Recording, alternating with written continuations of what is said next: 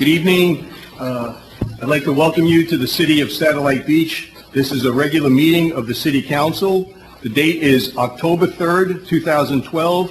The time is 6 p.m. and I'd like to turn it over to Vice Mayor Rhodes. Go and please rise. Say a brief prayer. Almighty God, thank you for this day in Satellite Beach. We pray for protection and prosperity for our city. And we ask for your guidance and good wisdom for our decisions this evening. In your name we pray. Amen. Amen. Pledge. I pledge allegiance to the flag of the United States of America and to the republic for which it stands, one nation, under God, indivisible, with liberty and justice for all. Thank you for that. Agenda item number three, I have asked the Vice Mayor to accept this presentation. He has worked closely with some of the people on the chair, so he is going to do agenda item number 3. Scott? Okay.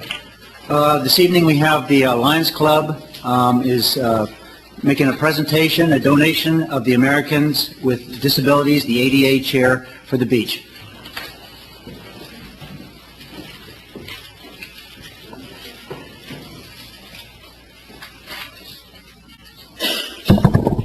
I'm standing, so.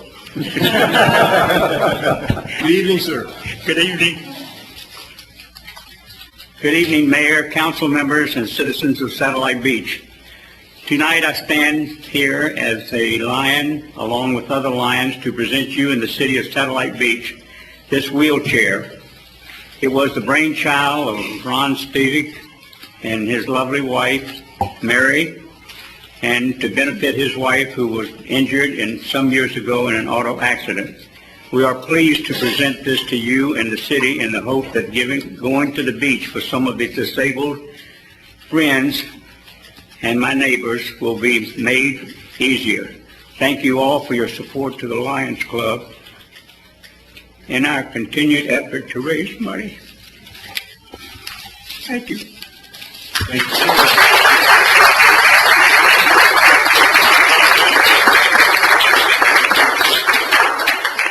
Ron, would you like to say something? Ron, like to say something? Ron, okay.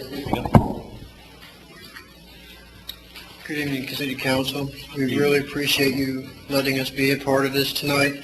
The only thing I would add to is the chair is strictly for guests and residents of our city. We enjoy, my wife and I enjoy the beach very, very much, and we would like to have other people in her situation be able to enjoy and be on the beach as much as we do. As far as the chair goes, it's very, very easy to maintain. Once it's off the beach, you hose it down to clean it. The umbrella goes on very easily and comes off very easily, and that's to protect the ones that are in a handicap situation. Some of them can't take direct sunlight for a long period of time, which is the umbrellas to help protect that. The tires are a non-air rubber tire, so if they get a flat, to be honest with you, they can't. Thank you very much. Thank you.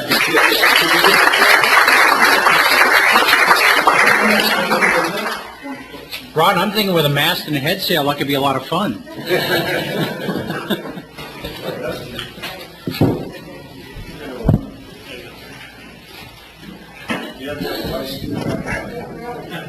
My word. That's his design? No, it's not our design. It's a design we got from a company that makes these. Use that city right there, so. Yeah, I know that. Who's got the other one just like it? Yeah, the Outrage Beach has one just like it. The umbrella would go right in here. You know, I'm not going to pull it out and open it up. It would go right in here. It's got that one mast that drops all the way down and the other one goes on top. And like I said, there's a little storage bag here to help. It's very easy to operate and maneuver over the sand. So it's going to be a great asset we hope to Satellite Beach. Can you move that up so we get a good picture with you, Ryan? Definitely the chief. Where is it going to be housed, and how would someone have access to it if they needed to. I think the fire chief has the answer. No, I don't, no. Actually, how we plan on doing this, we've actually received requests before from people who are going to visit the community with specificity staying at the timeshare, and we didn't have one available, and we've had to work through some processes to help them out. So what we're going to do is we're going to keep it at the fire department, we're going to put it up on the web, all those various aspects, and then we will deliver it there. Plus, they'll get 2 people to help if there needs manpower to help move somebody to the chair. We'll be able to do that. So that's what the plan is. We'll put it up on the web, make sure everybody's got that information, and so that's the plan. All right, cool. That is a sweet piece of equipment.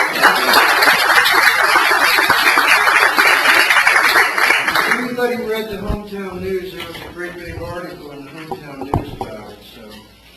And I do want to say the Lions Club makes this possible through some of their fundraisers. The big fundraiser is the 28th of October, which is a Sunday morning, and it's the pancake breakfast. Is that right, the 28th? I believe it's the 21st. Okay, sorry, 21st. Everybody will be there. The 21st, $5 usually, and a terrific donation and a really good meal too. So, and Paul sometimes is cooking. Stay away from him, Creatora, and stay with these guys. Okay. Well, and thank you for all the Lions for everything you do for this community. Thank you. God bless you.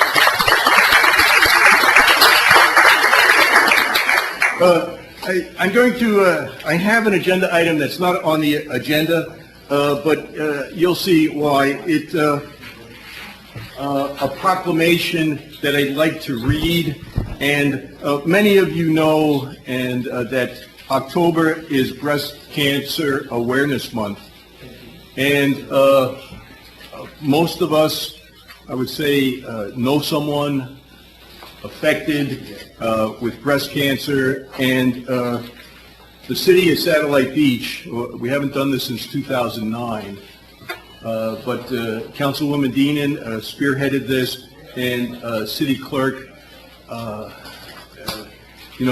put out the proclamation, and I'm not going to read it all, but it just says, whereas breast cancer is one of the most common cancers diagnosed in the United States, more than 200,000 women will be diagnosed with breast cancer this year, 1 out of every 8. And understanding the risk factors associated with this illness is essential to prevention. Whereas breast cancer is an unpredictable disease with no exact cause, learning more about the symptoms is critical to prevention. The American Cancer Society raises money for educational programs, and the Susan G. Komen Foundation raises money for research and early detection. Let us come together as a community and support mothers, daughters, sisters, aunts, and friends who have been impacted. We can all strive to inspire and strengthen the cause through education, research, in the hope and endeavor to find a cure.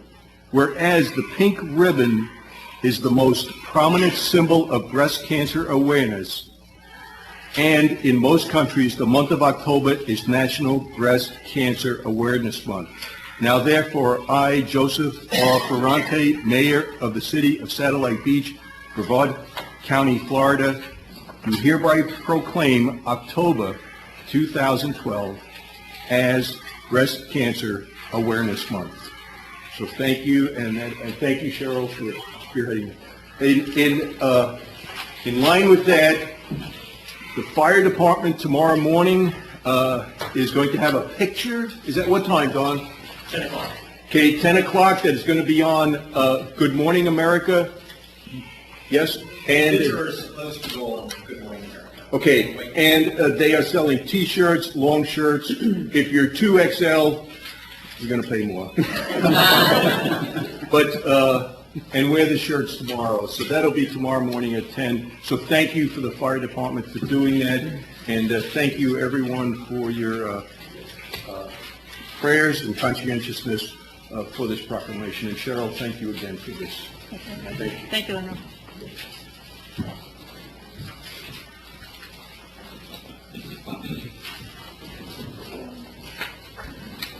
I will say that before I start, I know that there is something going on tonight out in Denver at 9 o'clock, and we may want to get that. So I'm going to try and keep pressing. We'll try and get through it so we can get home about 5 to 9 to watch the handshake or the non-handshake. But I want to see that. So and we'll try and make it. Agenda item number 4. Discuss take action on the bid results for custodial services at the Schechter Community Center. Ann. Yes, and Alan is going to enlighten us on this. Good evening, Alan. Good evening, Mayor. That was just a joke, trying to slow things down. It's not going to work.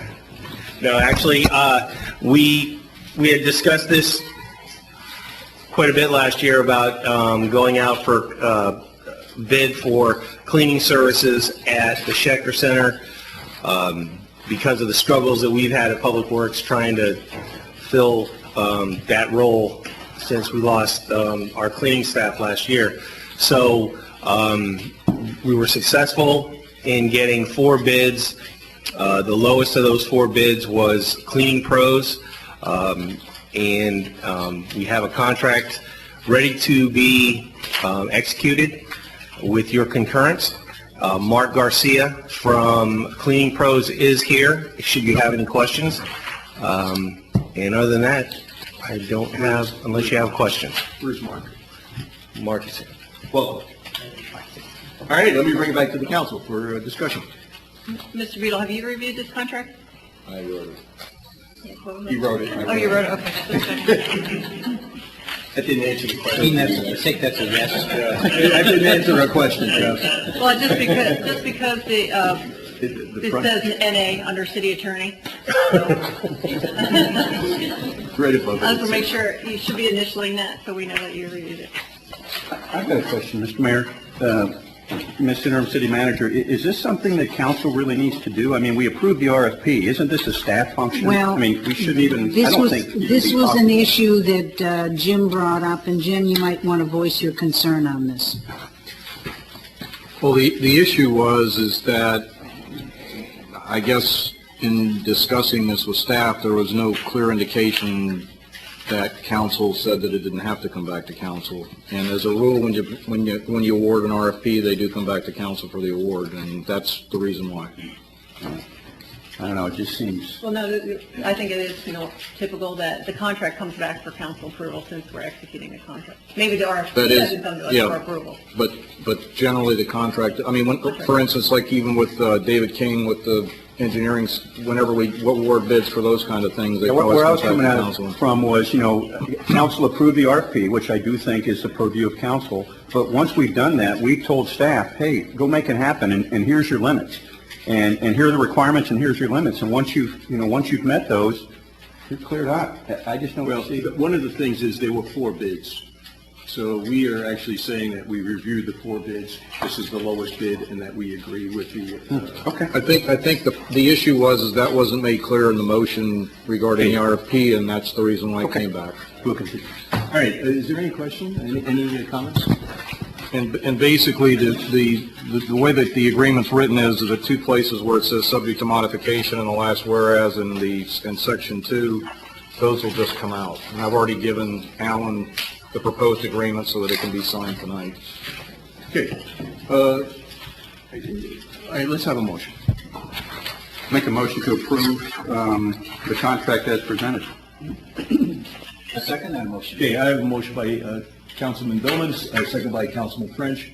Is there any public comment on it? Thank you. Lenore? Councilwoman Dean? Yes. Vice Mayor Rose? Yes. Councilman French? Yes. Councilman Billman? Yes. Mayor Fontaine? Yes, and the motion passes unanimously. Alan, thanks for your hard work, and good luck. Thank y'all. Okay, and Jim, thank you. Agenda item number 5, we have a site plan review from Las Alas at 1215 Highway A1A. And Ann, John, good evening. Good evening, all. Tonight we have a site plan for City Council for final approval. It's been vetted through all the required boards, all have recommended approval, subject to FDEP permitting approval. It's essentially an extension of their existing office.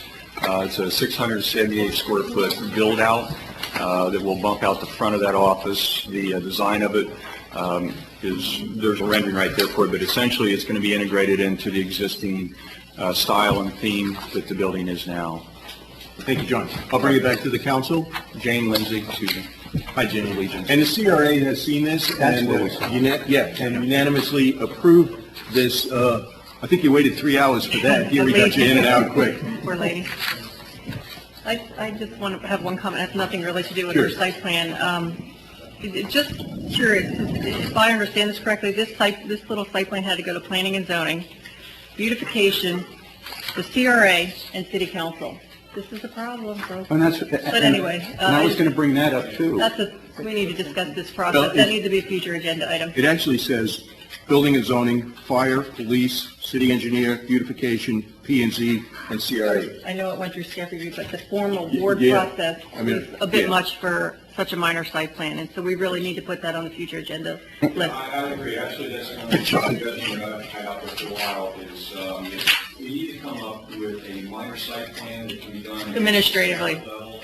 Yeah, because this is, Because I was going to make the same point with this that I made in the last one. It seems to me that you're the building professional in the city. You know more about this than we, and, well, maybe not as much as, you guys, but, we know a lot less than you do about this. And it seems to me that this should be just a staff function, and we shouldn't be getting in your way with it. I can bring forward in the near future, because I really would like to see this happen, is some parameters laid out for a minor site plan that can be done at the staff level. Perfect. I think we can do that. Is there any discussion on this site plan? Ron, if you could just come over. We're just going to have citizen comment at city.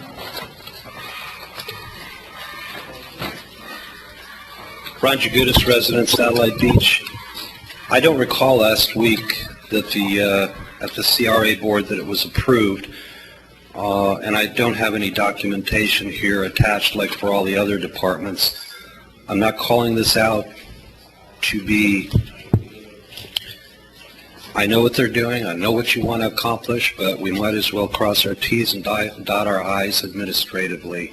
That's all I'm asking for here. I agree, having approved site plans before, that really, as part of, if it were a major site plan in the future, that it should state the date and when there was a recommendation for approval in the. I just don't recall, respectfully, I just don't recall the CRA voting on it. It was really late. We did. It was the last item. I was here, but irregardless, Yeah. if we had attached documentation, that's all I request. All right, thank you. Any other comments?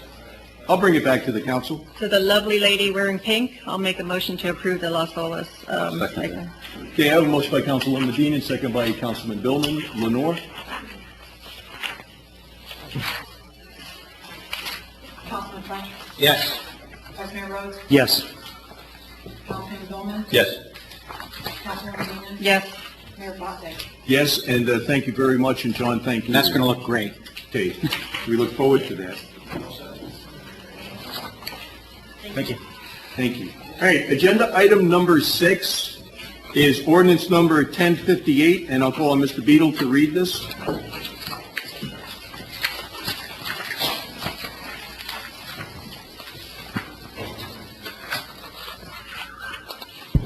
Ordinance number 1058, an ordinance of the City of Satellite Beach, Brevard County, Florida, imposing a moratorium on the enforcement of the city's sign code on certain types of temporary signs, providing findings, providing for severability, and providing an effective date. That's the first reading of ordinance number 1058. First reading. Ann? John, when you take it away, please. Hi, John. Again. The ordinance 1058 is the result of several meetings with the Planning and Zoning Advisory Board that was addressing a petition for some relief from the sign code. There's several signs that were identified as ones that some of the people in the business community had an interest in putting out there for use. Those signs were currently identified as being prohibited in our sign code. In the process of going through this, the Planning and Zoning Board looked at all the different parameters, and ultimately came up with these 4 designs right here that are included in the package. It's also been through our planning consultant, Jim LaRue, looked at from consistency with the comp plan, and I'm doing pretty well on that. Does this need to go to the CRA? We decided, I thought we talked about that at the P&Z. I don't really know how to answer that one. It's an ordinance. It's certainly how it's in the CRA. I'll give you that. But it's really citywide. This is a citywide impact, not just the CRA. Yes. All the signs are in the business district, which encompasses all the CRA, so. Jim, what do you think?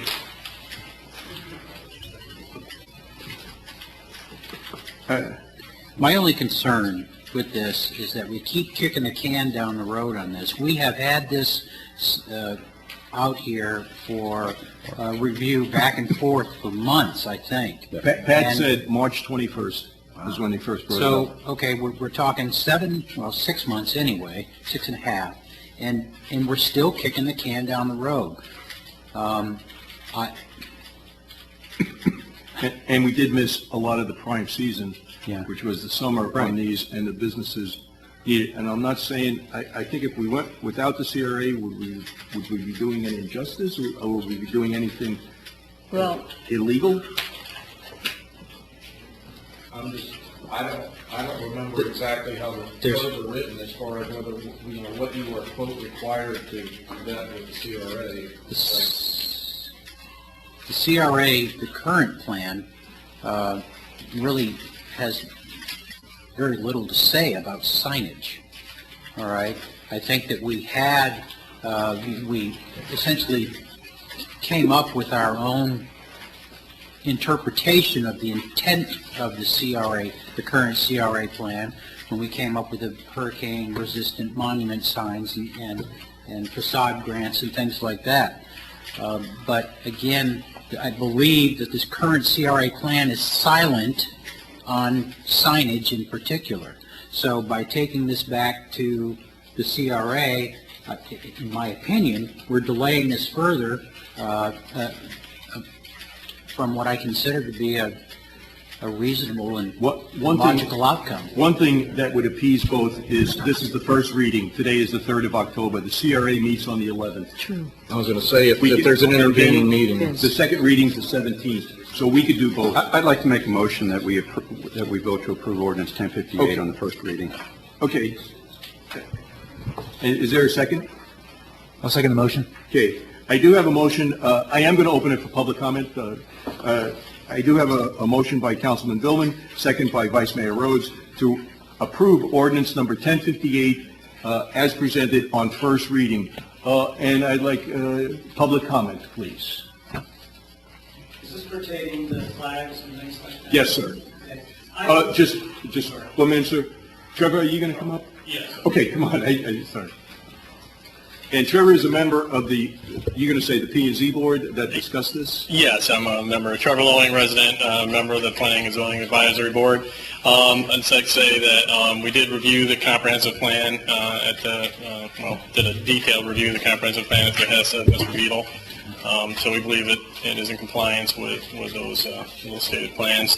The other comment, I think the process, from a committee or board point would have gone a little bit smoother if some of the feedback that we were getting from city council or city attorney was written, because at times we'd had issue with understanding the intent of some of the comments, and for future boards, I would make that recommendation. Thank you. And your board did very well on that. Thank you on this. Sir, you're in, and then you'll be next. And then Ron and Pat. Calmly discuss the issue this time. Yes, sir. I'd like to apologize. Welcome back. For my animation last time.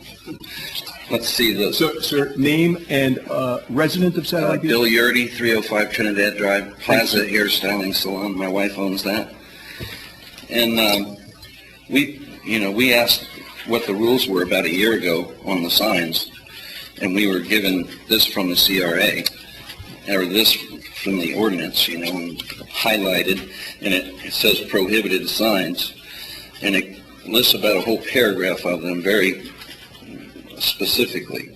It says beacon signs, billboard signs, snipe signs, animated signs, A-frame signs, off-premise signs, parked advertising signs, roof signs, swinging signs, odor-emitting signs, portable signs. I mean, it goes on, visual effects signs, untruthful advertising, signs that emit sound. And then there's a table that says 32 square feet, visible advertising from the street. And then it talks about how signs that have electricity to them, no portable signs, and signs that have electricity have to go through, have to be monument signs and have to have a traffic study and all this permitting and all this stuff. Well, anyway, so I got the rules straight, and I have my sign out here that I bought, and if I can bring it in.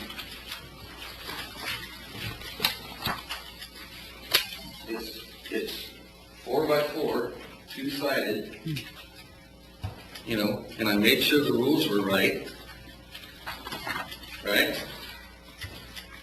32 square feet visible advertising from the street, and you put it out there like this on a 4x4 post, and it's inspected by the big, tall building inspector guy, the skinny guy. The skinny guy. I don't think he's here anymore. Okay. I think he's down in Harvard. But anyways, just a visual effect, it was $544 to follow the rules. And I had to go to Lowe's, had to get posts, I had to plant the posts, I had to move it one time because it was too close to the street. So my point is, when my competitor right next door can break 3 of the rules and put out a portable 64 square foot sign that has lights, electricity, right next to me, after I asked what the rules were and went and had this meeting, I don't think that's fair. And if, you know, I understand about sign relief, but, you know, the rules are the rules.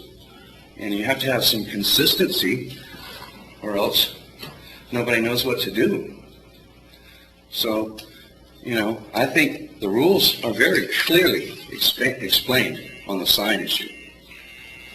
Okay? And it's been that way for 8 years.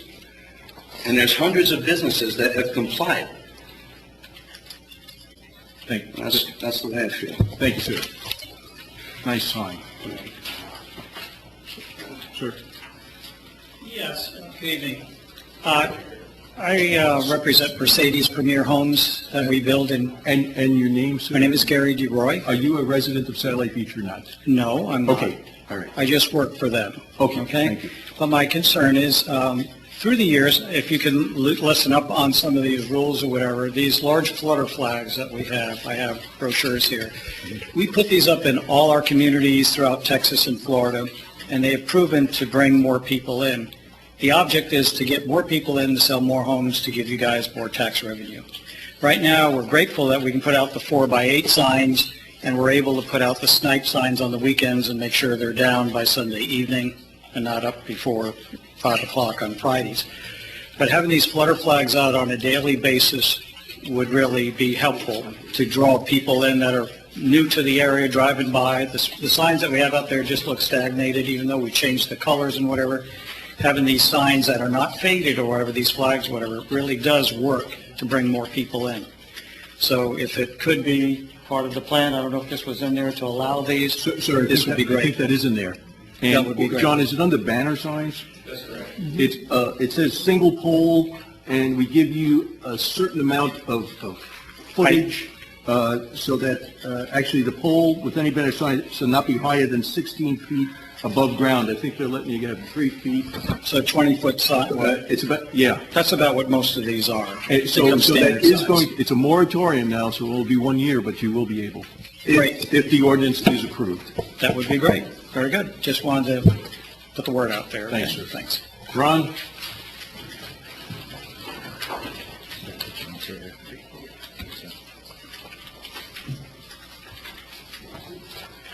Ron Jagutis, Satellite Beach resident. I'm looking at section 2 of the ordinance here, where we have the 3 choices, 1, 2, and 3 in section 2. Does that mean this is going to allow a business to have all 3 or just one? One choice only. Okay, thank you.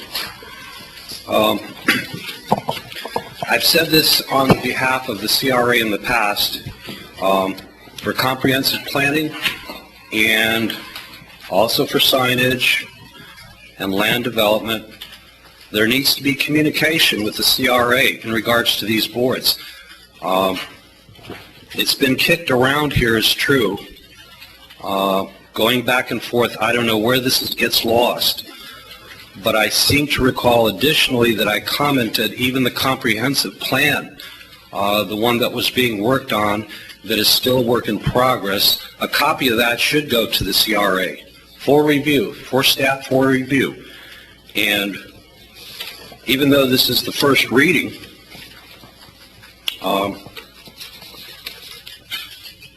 I would just state that I hope staff and everyone realizes going forward administratively that it should go to the CRA for them to take a look at. Thank you. Thank you. Pat?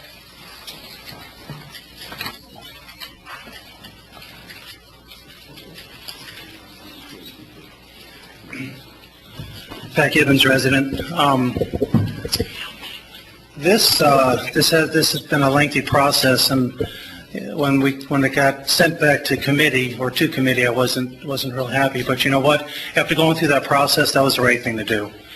And I don't know if we need to go 4 times, but we did have 4 meetings on it. Okay, and but the committee, the planning, the PZAB committee.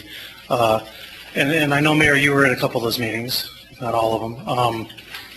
Boy, they really, excellent committee, hardworking. They took it to task. They asked very difficult questions. They studied it. They reviewed it. They had great inputs, and I have to commend them. They really did their due diligence, and they did the work. I've been in touch with many of the business owners throughout this process, and like I told them in the beginning, this council will listen to their requests. I can't guarantee the outcome, okay, but I appreciate the fact that you have listened to the small business community and to their requests and taken it at least under consideration. Thanks. Thank you, Pat. Any other public comment? John, anything to add before we vote? Yes, sir. Mr. Beadle? Okay.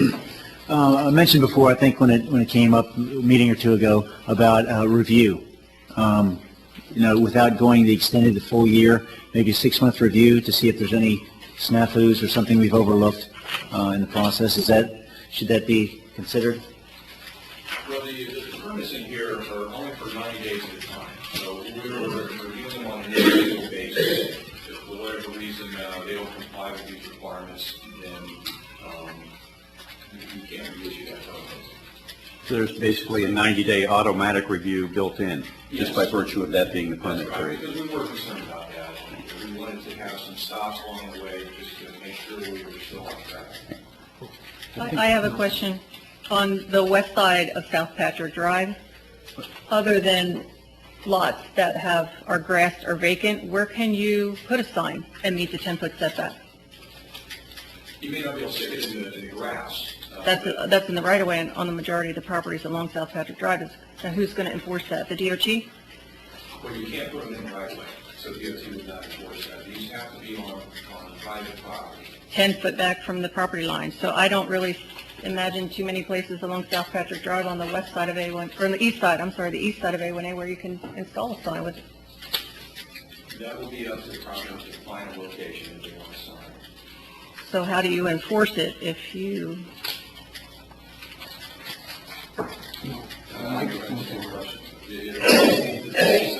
Then we go to the property owner and let them know that they need to move it back by whatever means, that there's ways that you can put a sign up without sticking it in the ground. Stands and your... No, I completely understand that, but what I'm saying, on the east side of South Patrick Drive, there are if you follow the power line, that's in the DOT right away. Where can someone put a temporary sign that meets this 10-foot setback? Each property is going to be unique. You know, I mean, if you want to give me examples, I can maybe make some suggestions to you, but I certainly will be making it to the property owner. Okay. Well, Mr. Joe, did you want, I apologize, was there someone else in the public that wanted to speak? No, I think I was getting word that the microphones were not working. Is that right, Steve? Mr. Stern's mic is not. Okay, John, your son. Do you think you can move that from 10 to soft? No, I need to make it closer. Thank you. Sorry. Closer to Mr. Microphone. If the 10-foot is the recommendation, I'm fine with that, but I do have an issue with signs being placed in the DOT right away and us not having the ability to enforce the situation when they're put, because they pose a traffic hazard. And I think a lot of people know how I feel about this issue, and I am a big supporter of the small businesses. I have a lot of friends out there that own businesses, but you also have to consider the 10,000 residents that live in this community, and they're very concerned about visual clutter. We do have a very extensive sign ordinance that doesn't prohibit temporary signs. And I agree with Mr. Yurdy, the rules are the rules. Again, it doesn't prohibit temporary signs, and I know a lot of thought went into that sign ordinance, and a lot of people were required to put in monument signs that clearly display the businesses at their own cost. In fact, there's a new one going up right now on the west side of South Patrick Drive. I think that by limiting let's say you have 100 feet, and you're only allowed to put one sign every 30 feet, and you have 10 tenants, it's very discriminatory if you're only going to be allowed 3 signs. Mr. Beal, have you reviewed this ordinance? Yes. You don't find that discriminatory because That's just how it's going to have to be. I mean, it's up to the property owner to decide how that sequentially is done. I just think it's very discriminatory. And I also Actually, in response to your concern about the right-of-way, as part of the permit application process, they have to reflect in the permit application where on the property they intend to put the sign. I understand that, but I know in the past we've had a lot of signs go up in the DOT right away on South Patrick Drive, and they pose a hazard to pedestrians and bicyclists. I think the police will enforce hazards. Well, let me clarify this. FDOT gives us the authority to remove signs out of the right-of-way. We typically do remove signs out of the right-of-way. It's when they're on private property that we have to address it with the property owner. I think even you'll find with the campaign signs, some of the language we put in there is if they're in a right-of-way, we remove them. And even if it's on private property, but it's causing a hazard, the police will still go by and talk to the property owner, correct? Right. They're not going to let a hazard. Typically, I will, but police certainly will too if they observe a. Okay, so this.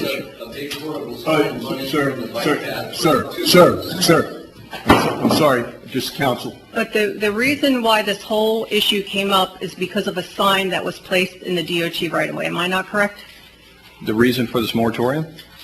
I don't believe so. It was because of a petition by, I think, 50 some odd businesses. Business owners.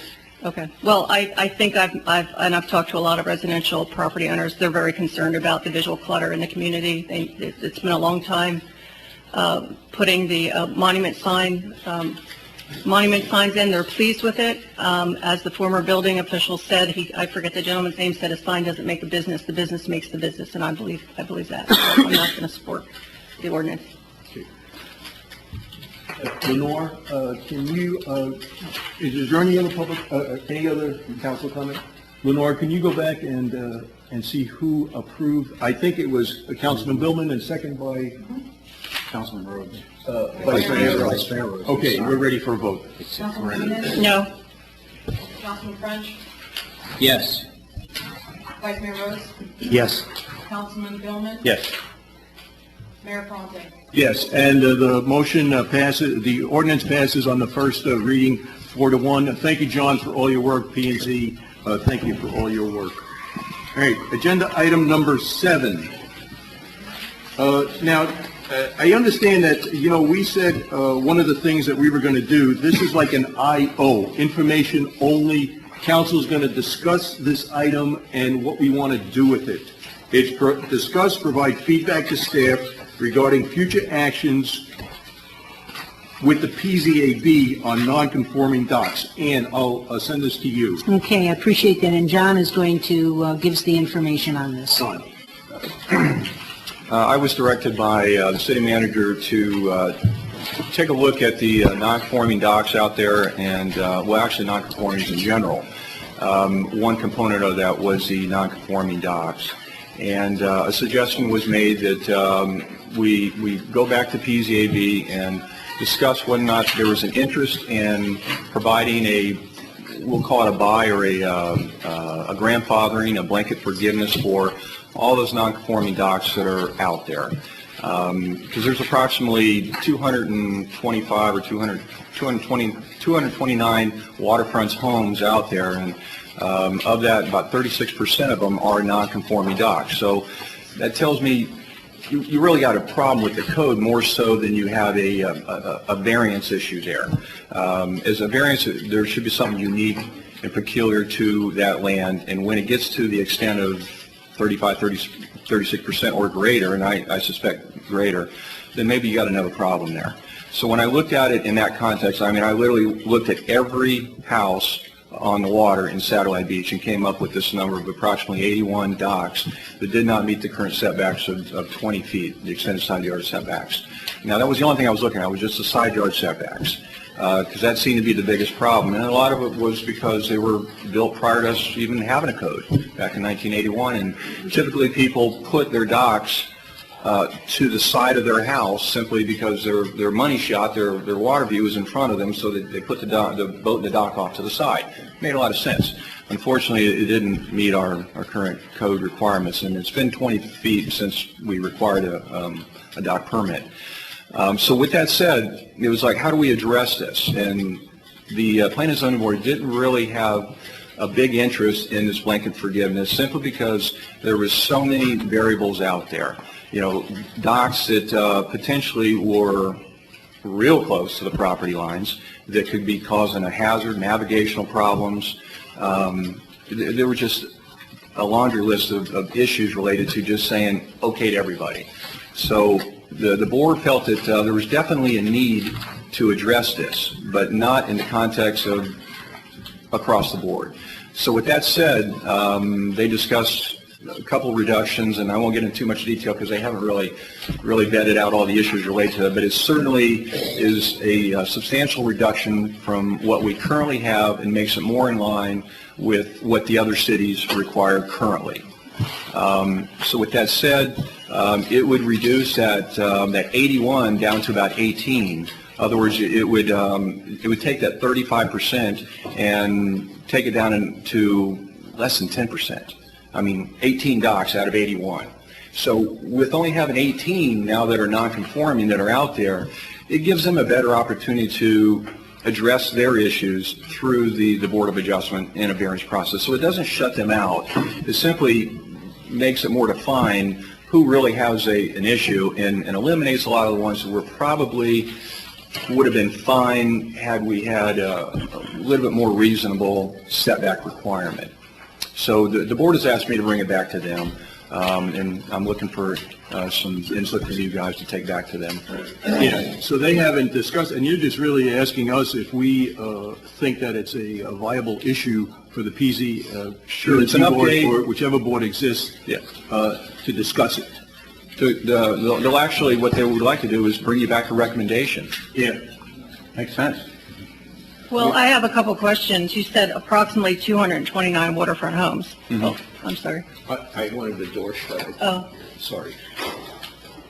Are there 229 or are there approximately 225? No, and you said you looked at every home, and are they canal front homes or Grand Canal front homes? Because you have they're waterfront, so that would include whether they're on the Grand Canal and Inside Canal. And what I did is I went to the property appraiser site and started at the very north end of the city and just followed it down. And what I use as a guideline, because you know the accuracy of the scaling on the property appraiser is probably not super accurate, but what I use as a general rule was knowing what the setbacks for the principal structure, which is... I'm just talking about the amount of waterfront homes. Are there 229 or approximately 229? 229 to the best of my knowledge.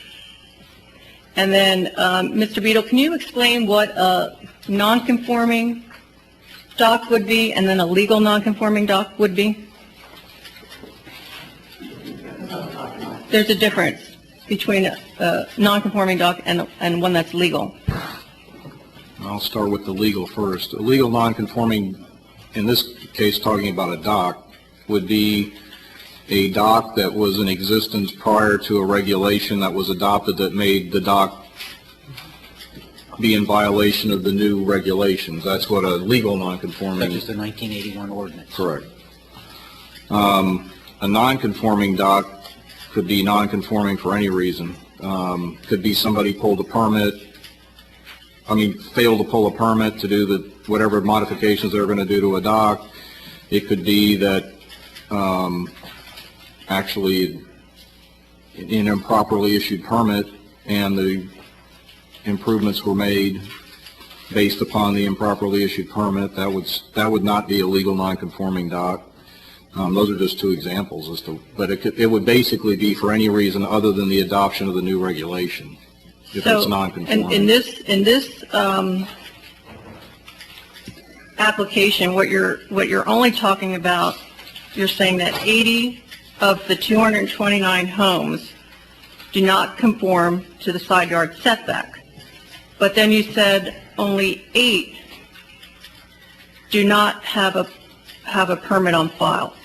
So how do you get a permit and don't meet the requirements? The numbers don't add up. Well, what I was trying to do is break out that 81, and out of those 81 docks that I identified as not meeting today's setback, we went back through, in a painstaking process, we went through every address file and looked for a permit. And so we eliminated that from it, trying to identify what were non-conforming and what was legal non-conforming, essentially, as Mr. Beadle explained. So we were able to eliminate the majority of those as actually having had a permit at some point. Mm-hmm. Now, keep in mind that prior to 1981, we wouldn't have a permit for those. So I went back to Brevard County, went to the old aerials, and I looked at some of those. And I tried to identify and eliminate, again, some more of those where that dock was already there in 1981, looking at those maps. And so I could essentially say that, well, there was no permit required, so therefore they would have been a legal non-conforming dock at that point. So once I eliminated all those, what I came up with was about 8 that I could really say there probably should have been a permit. I'm not 100%, but probably should have been, meaning that maybe a copy of it wasn't in the permit file. Or software has changed over the years. Possibly it didn't get logged or something. But there's certainly about 8 of them out there that I question whether or not they are legal non-conforming. So there's really approximately 8 out of the approximate 229 that may be considered non-legal, non-conforming docks. Yes. So we're really looking at 8 out of approximately 229. I believe that, just like with Mr. Gertie, that the rules are the rules, and I don't really see any reason to have this go back to planning and zoning. I don't even see why we're discussing it until it comes from planning and zoning. Exactly. Well, this is why we continually kick the can down the road. That's what I don't understand. I think it should go to that. Yeah, because, and right here, they're going to have a meeting on the October 15th, 2011, or 2012. Let's just wait till that. Well, I will tell you, I was at that planning and zoning. It did come up, and John, you're back to us because you want at least some direction. The total blanket, you want to know if the council is in favor of a total blanket blessing of all docks and start from today and go on, right? Certainly that could be one of them. The planning and zoning was not a big fan of that idea. Okay, so that's... Yeah, so I kind of think we're doing the planning and zoning's job for them. Well, they discussed it. Yeah, but let's see what they come back with. Yeah, John, we want to send it back, and we want them to look at it and make a recommendation. Okay. All right. And that meeting, by the way, I'm not going to open this for public comment, but the meeting at the P&Z will be the third Monday, the 15th, and that will be the first time that they will discuss it. That's right. Okay. Thanks, John. Mm-hmm. And thank you, P&Z. Again, they're a busy group. Okay, I have to get the citizens' comments paper, Lenore, please. Thank you. Hey,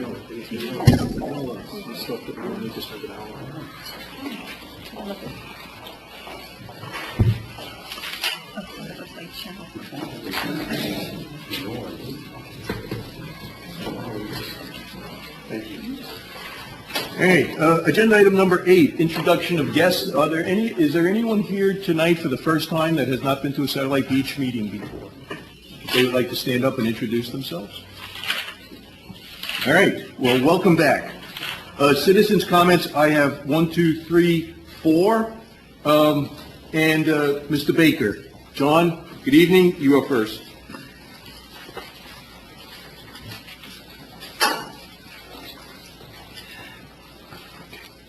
John Baker, resident of Satellite Beach. How many of you have been to Sampson's Island in the last 6 months? Hold up your hand. Very good. Very glad to hear that. I spent several days the last week or so at Sampson's Island. I want to read you a few things about it. Over 120 visitors were ferried to the city's portion, to the city's pontoon boat route for the last open house, which was held in March of 2011. Every Sunday afternoon, more visitors were taken to picnic, to bird watch, just have fun, until the boat and the motor broke down about 3 weeks ago. The last trip was the 19th of August. There is no way for visitors to go to the island now except by private boat. There's no money in the budget for replacement of a boat or a motor. The rec department is hoping somebody will donate a boat or and a motor. Garbage left on the island must now be picked up by city employees and volunteers if they can get a ride or share a ride with a police boat. Otherwise, their garbage is just going to pile up. Public Works used to send a maintenance crew every Thursday. The last time Public Works went to the island for routine maintenance was way back in June. Some specific areas had volunteer groups assigned to perform periodic maintenance. There are no such groups now. A $52,000 grant, not all of which was used to clear invasive Brazilian peppers and Australian pines, was completed last year. The pines were cut into logs and hauled by volunteers to campsites and stacked for use by campers. You have to look really, really hard now to find the log piles because the weeds have overgrown them. Even some of the picnic tables are completely covered. Brush piles from tree trimmings are overgrown with weeds. They ought to be burned. A year ago, Sampson's Island was a beautiful paradise. Today, it's a disaster. Weeds are higher than my head. Believe it or not, there are weeds out there that are this high. And firewood stacks are overgrown. Unfortunately, for those of you who might be thinking of converting this diamond in the rough into another Lansing Island in order to increase the tax base, the Coast Guard, fortunately, is not going to allow a bridge. Mr. Mayor, you have some pictures which I took on Friday. Would you please pass them out to the council? Thank you very much. I'll look at yours. Thank you. Oh, thank you, John.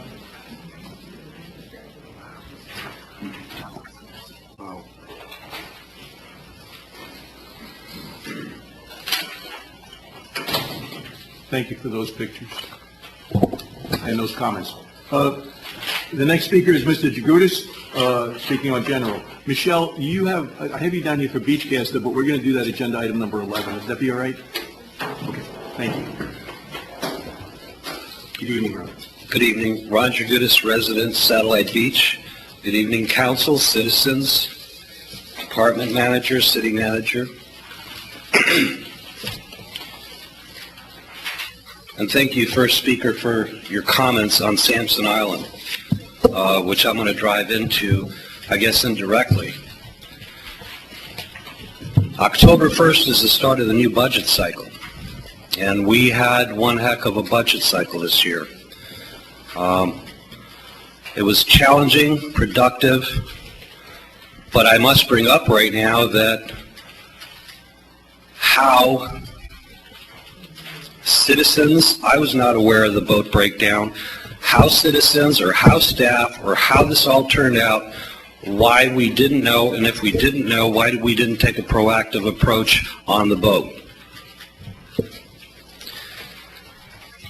I'm sure we'll find a way to take care of that, and one suggestion would be a fundraiser. So that could lead into something else as far as obtaining a vote, if city funds cannot match it. But my whole point this evening is to bring forward, we went through a cycle last year. We started October 1st. We went through budgets last year. We had a changing of the council, and now we're at the end of the cycle, and we have an existing council, and a request I am making now is that at minimum on a quarterly basis that City Council reviews actual financial results of the city and compares them to budgeted amounts. If that is not possible on a quarterly basis, and of course there's going to be a lead lag time, then I further request that another alternative be taken in regards to cash disbursements and cash receipts. And certainly cash disbursements journal should be able to be brought forward to council to review. And that would assist all of you sitting on council, including citizens, to understand where our monies are going to.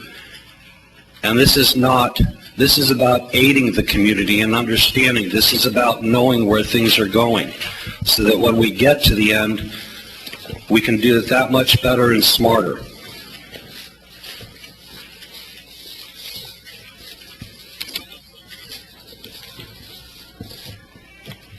And I will mention one thing. I have been looking around throughout the city, the state, throughout the whole country in regards to these issues of disclosure. And there are many municipalities out there doing this, what I have just suggested, as an aid to everyone, not as a negative. Thank you. Thank you. And that's all the citizens' comments that I do have tonight. City Council comments, and we'll start with Councilman French. Two comments, certainly on the speakers. Both were very important issues.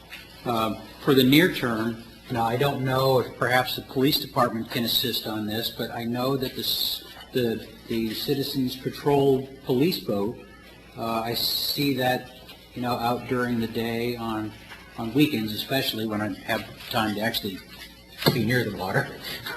I'm wondering if that boat is a viable alternative while we perhaps research some other way to fix it. Now, I mentioned to Commander Hodge, who's familiar with the Law Enforcement Support Office program, all right, that allows police agencies to pick up military surplus, or DOD surplus, ahead of any other federal agency. They get a DOD priority for this surplus, and boat motors are actually quite frequently available through DOD surplus. The only cost that the city would incur would be the shipment of the motor and to make sure that the motor is compatible with the equipment that they're going to attach it to. Again, that's one opportunity to fix the motor. But I want to revert back to something more historical about Satellite Beach. And I'm sure there are those of you who remember this, that when the city faced a problem like this, where, gosh, the boat motor broke, it was the city that came together, all right, and found a way to fix the problem.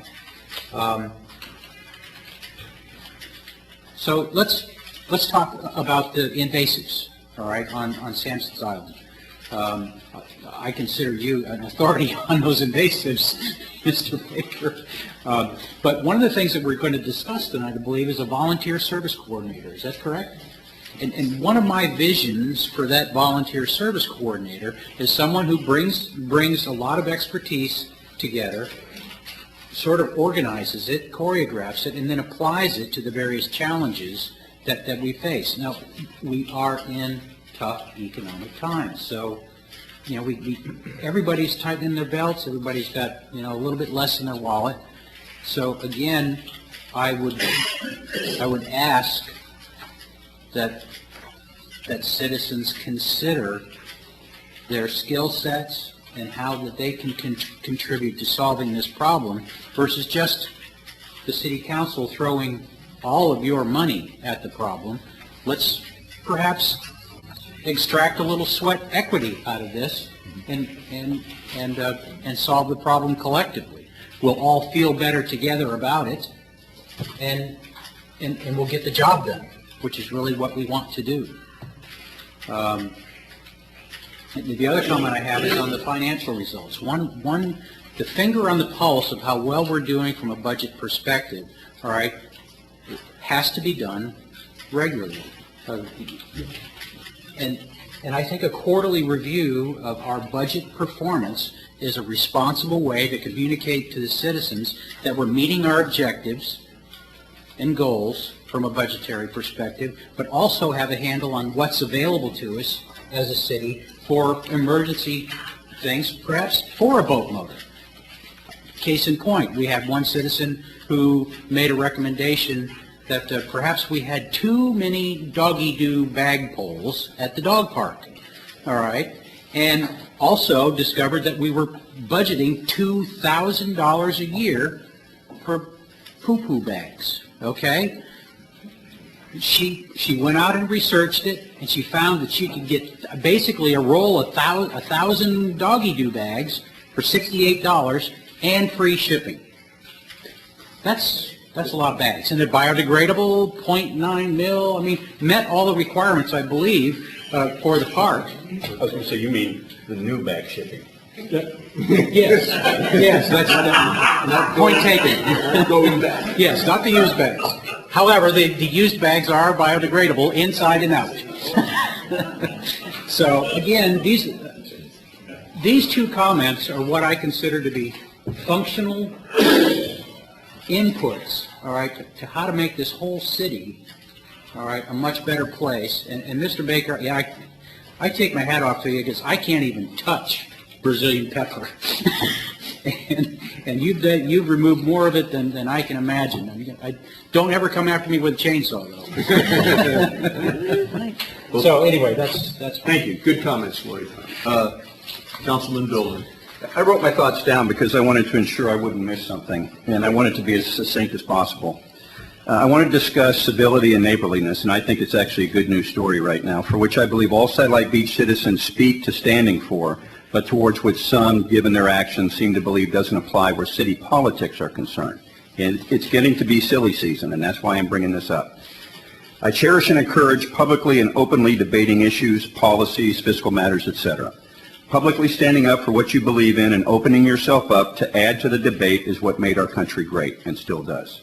On the other hand, anonymous misinformed letters, as well as character assassinations of fellow citizens and candidates, is antithetical to good debate, and it causes rifts in our social fabric. They also demonstrate, in my mind, a lack of character, courage, and integrity. Fortunately, and I am encouraged by this, I have seen a lot less of it this year so far in this year's campaign than in past. And I hope we can keep the debate focused solely on policy and fiscal issues.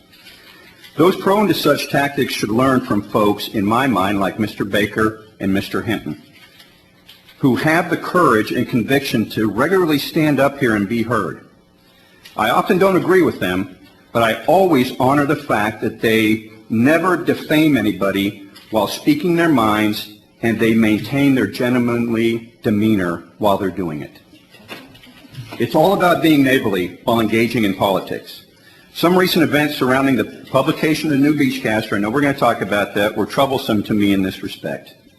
It's my understanding the initial final draft, and I wanted to get this out of the way now.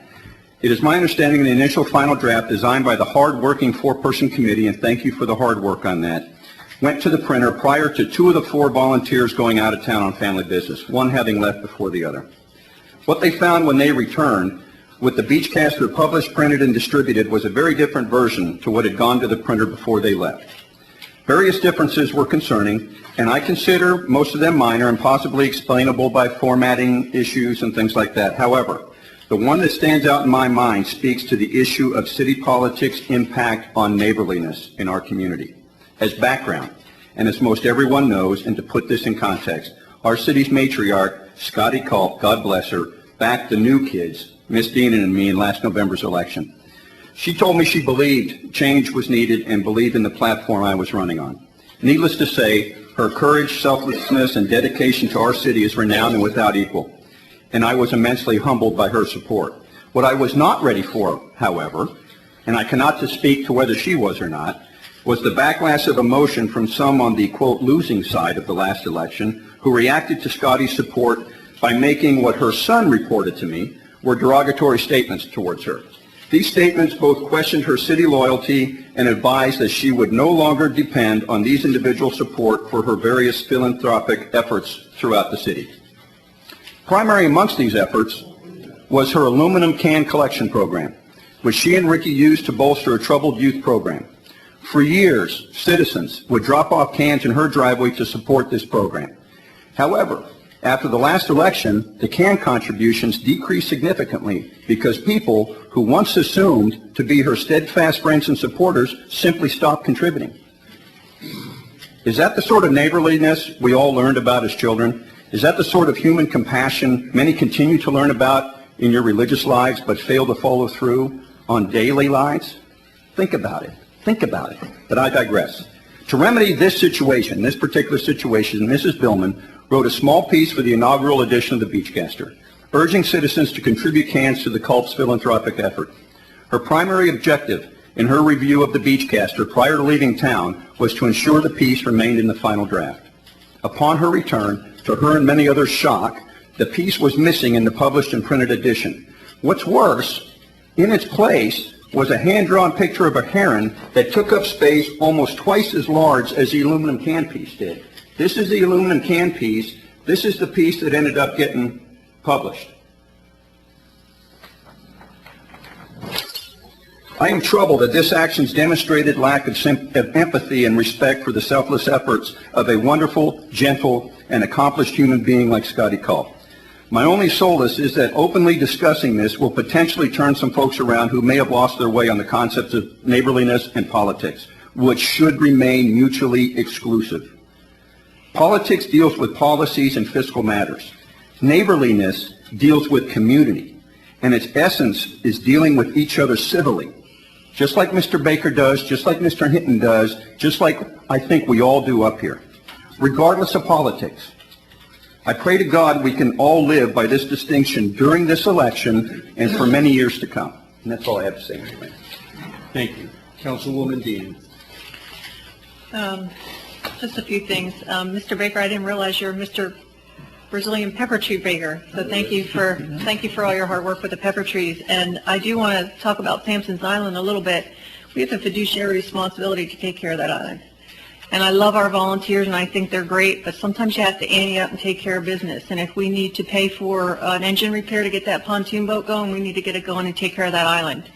It's a great asset to this community, and I really, I love volunteer efforts. I think it's great, but sometimes you just have to deal with it and find the ways to get it done. And I wholeheartedly believe that. And it goes back to that CIP, that capital improvement plan, which we do not have.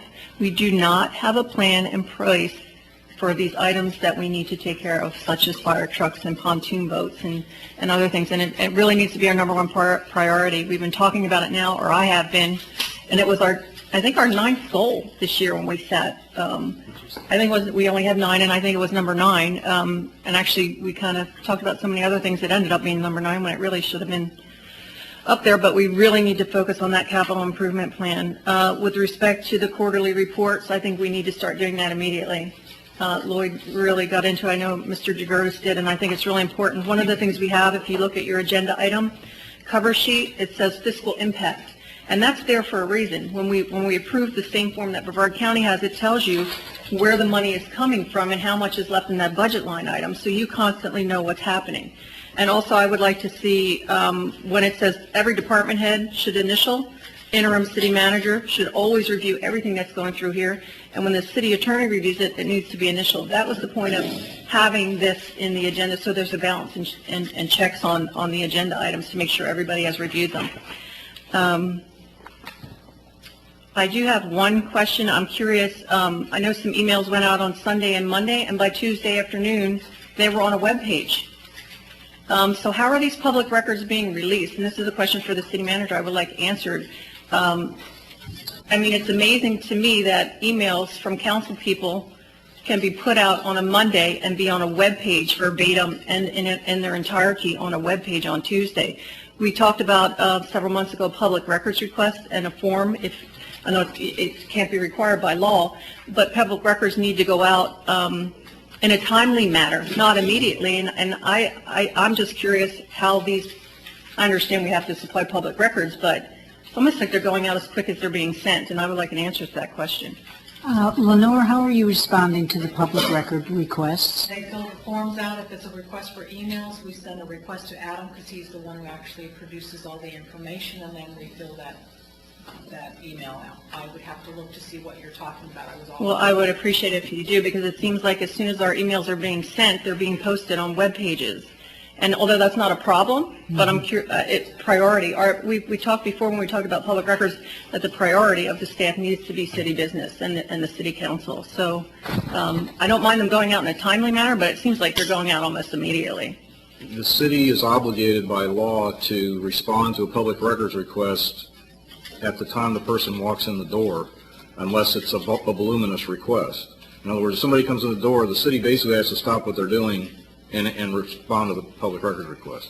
And I think it's a transparency issue. No, I understand that, but what are they I don't know requesting what every email Yeah, of I don't know the city what council? I mean, that's a volume issue. Yeah, and I don't know what the background is. Well, of what you're I saying. would like to just wanted understand the volume issue, because I think it is a volume issue. If someone's coming in and requesting every email, it certainly must take time away from our IT guy. Are they coming in daily? I don't mind at all, but I just think if it's a volume issue, I mean, I know there's a lot of volume there. I mean, if they're coming in daily and making the request, I mean, there's not much you can do about it. No, I understand that, but if they're asking for IT's time every day on a daily basis and it's taking time out of so much time, it is an issue. Jim, am I correct or not? Is there a way to put all of our emails out on the transparency page every day so that you don't have to be troubled with it? I think we talked about that before. And if you have exemptions. We have proprietary information, legal. Yeah. So we talked about that at length. I mean, it was a long time. None of us had a problem with it, but it was a. The only way I can really answer your question is kind of how I answered it before, is if somebody walks in the door and they want a public record, unless it's a voluminous request, the city is supposed to respond to the request immediately. You're not allowed to have an in-place delay in order to respond. No, I understand that, but what I'm asking the city manager to do is if somebody's coming in and asking for all the ingoing and outgoing email of the city council every day, it could be a volume issue. I'm not disagreeing with that. And I think we all should have an issue with that our work the city's work comes first, not necessarily but the city staff and our work. So that's all I Correct. wanted to say. And Councilwoman, I will check into that. And then also too, I'm very concerned about Scotty Culp. I stopped by today. Her health is not well. And I actually dropped off a card that said, to the greatest mom, it was a mom plant, to the greatest mom Satellite Beach has ever known. She's a sweetheart. I'm not going to talk about the beach catcher, but I do think that the city council should send her a bouquet of flowers and also sign a card. And I'll have it delivered to her home. So I know the mayor has some discretionary funds, but I know she's not well, and I think it would be a wonderful gesture. Thank you. That's good. Vice Mayor? One thing I have is, you talked about the with Junior ROTC group. There's Yes. 100 plus members, 140. and I know maybe we can use those able bodies with the events coordinator, volunteer coordinator. I wonder how long that's going to take to get going. I have widow and widower people on my street. They could use some yard cleanup, maybe some work on Sampson Island, and those type of things. We got to get going on that as soon as possible. Okay. Thank you. That's all I got. Lieutenant Colonel Fish is at Satellite. Right. Okay, you may. We have that information. Great.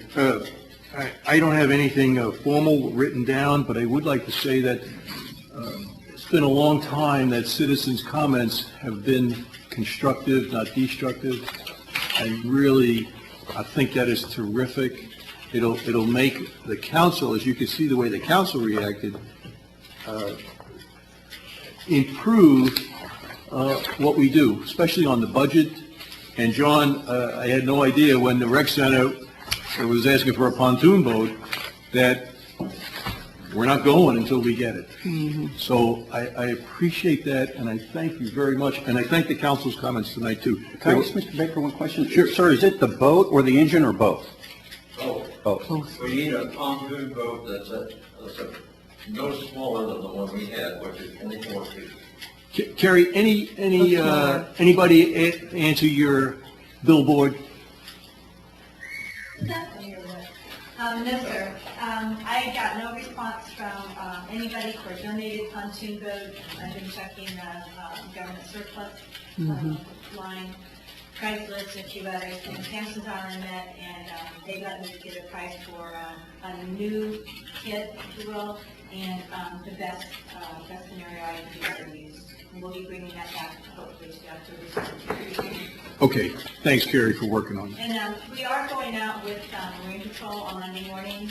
We've been arranging that for like the last month.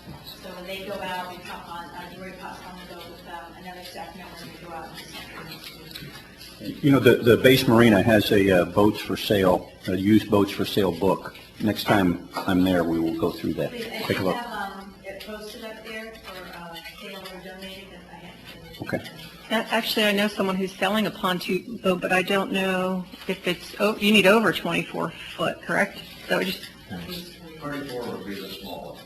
Okay, well, I'll look into that too for $5,000 right now. It's the first. And we can, Tom Kern has a mail group for the entire marina, so even if it's not for sale, somebody might have one that might be for sale. Season's over. Okay, thank you. Agenda item number 10, Mr. Beadle. The only thing I have is, there have been some inquiries about whether the JLAC letter's gone out, and I believe that the agreement's supposed to be signed tonight by both, and then the letter can go to JLAC. Okay, we'll do that. Thank you, Jim. Interim city manager report. Ann? Okay. Car Riggs and Ingram, they gave me a call yesterday, and they will be here on the 17th. Okay. And we went over a few items that council had discussed that you wanted addressed, so hopefully they will be prepared to answer some of those questions, CRA, the financials, and 175, 185, and so on. So they should be prepared then to deal with some of those issues. We need to make sure that the finance director is also here to answer any additional questions during that agenda item. Okay. The Auditor Screening Committee will have its organizational meeting on October 29th at 10 a.m. here in Council Chambers, so that'll be their first meeting. The permanent city manager applications have been coming in. I think there are 26 or so right now, and the cutoff date for application is October 19th. Regarding pension questions, and I think it was Councilwoman Deanan who talked about McElrath report, and that was the gentleman who had reported on FRS and so on.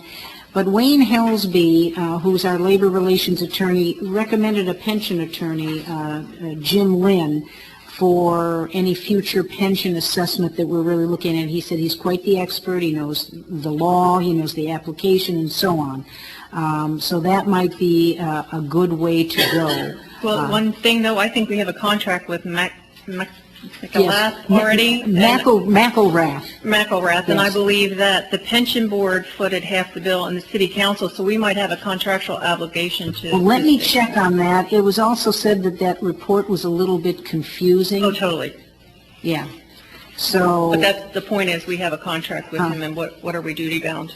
Okay. To pay him.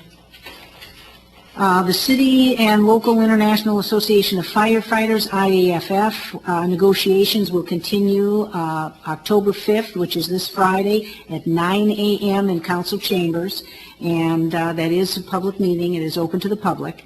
And then a shade meeting is going to be set sometime in October after that to get council's input. So that's we have not set that up, but Mr. Helsby and I will discuss that on this Friday. We are in the process of assessing our servers, our workstation, our internet, our telephone and network structure through two companies in Brevard. We've been comparing TW Telecom and Bright House, and this is a preliminary. We might be able to save, are you ready, $3,000 a month. Wow. That's huge. From what we would, it is huge. That ought to buy a boat. Well, there you go. So there is hope here. So we're, renegotiating, looking at what they have to offer, and of course then the service is even better than what we've been getting. So we're also dealing with a local computer company and getting an estimate for hardware. They build their own servers and workstations. We're comparing it with some other companies, so we're really trying to get to get the best bang for our buck. And the local people would be able to also help Adam Schultz, who is our IT person, give him some backup too as far as that's concerned. So it's very interesting, and I want to know what the whole enchilada would cost, and then what we really need to do to make sure that we can actually do better inter and intra communication, etc. So that's what we're looking at, and we're going to get some prices on that so we can actually do some legitimate comparisons and again, get the best for our money. Wow, good job. That is nice. And then lastly, I attached a quarterly progress report, and hopefully the community citizens can access this. And a lot of this goes along the lines of what council's goals were as well. The business-friendly environment, and there are several bullet points under that. Technology, which I just mentioned. Grant writing services, which we'll be talking about, and there will be a presentation next council meeting on the 17th by a team that is extremely qualified. Also tonight we're going to talk about the special events and volunteer coordinator. Put those together rather, and it's not going to cost the city anymore, but hopefully again we have a good situation where we can utilize those cadets and others in service to the community. The budget, we reduced the millage rate, keeping essential services, transparency, and ongoing process. And of course, the capital improvement plan was mentioned this evening. Each department is working on a CIP, and we should have the beginnings of that for discussion purposes coming up at the next council meeting. And what I'd like to do too is tie the CIP, the capital improvement plan, to some possible grants that we can get. We need to identify that, see what money there is available, and be able to tie it in that way. And of course, we also would be looking possibly at the stormwater utility fund as well as capital assets. But if we could get a good chunk from grants, that would be extremely helpful. So that's what we're going to try to tie that as well. The policy for vacating easements and rights of way, that's on hold. That's been tabled, but we're working on that. And of course, community involvement, and so on. And of course, the CRA and city are being separated, and the new CRA plan is in progress. So those are some of the issues that we've been dealing with. And by the way, when I can't help but mention this regarding grant writing, when I met with a team, they had indicated that they might be able to find some money even for the RMS. And I was told by Jeff, it isn't just ticketing, it's records management system and computer-aided dispatch, and that is a mandate as of January 2014. So we're going to be looking at that. There are a lot of possibilities out there that we're going to be looking at. So that's just kind of a quarterly report, and I think we are moving forward. Excellent. Nice report. Thank you, and thank you everyone for that.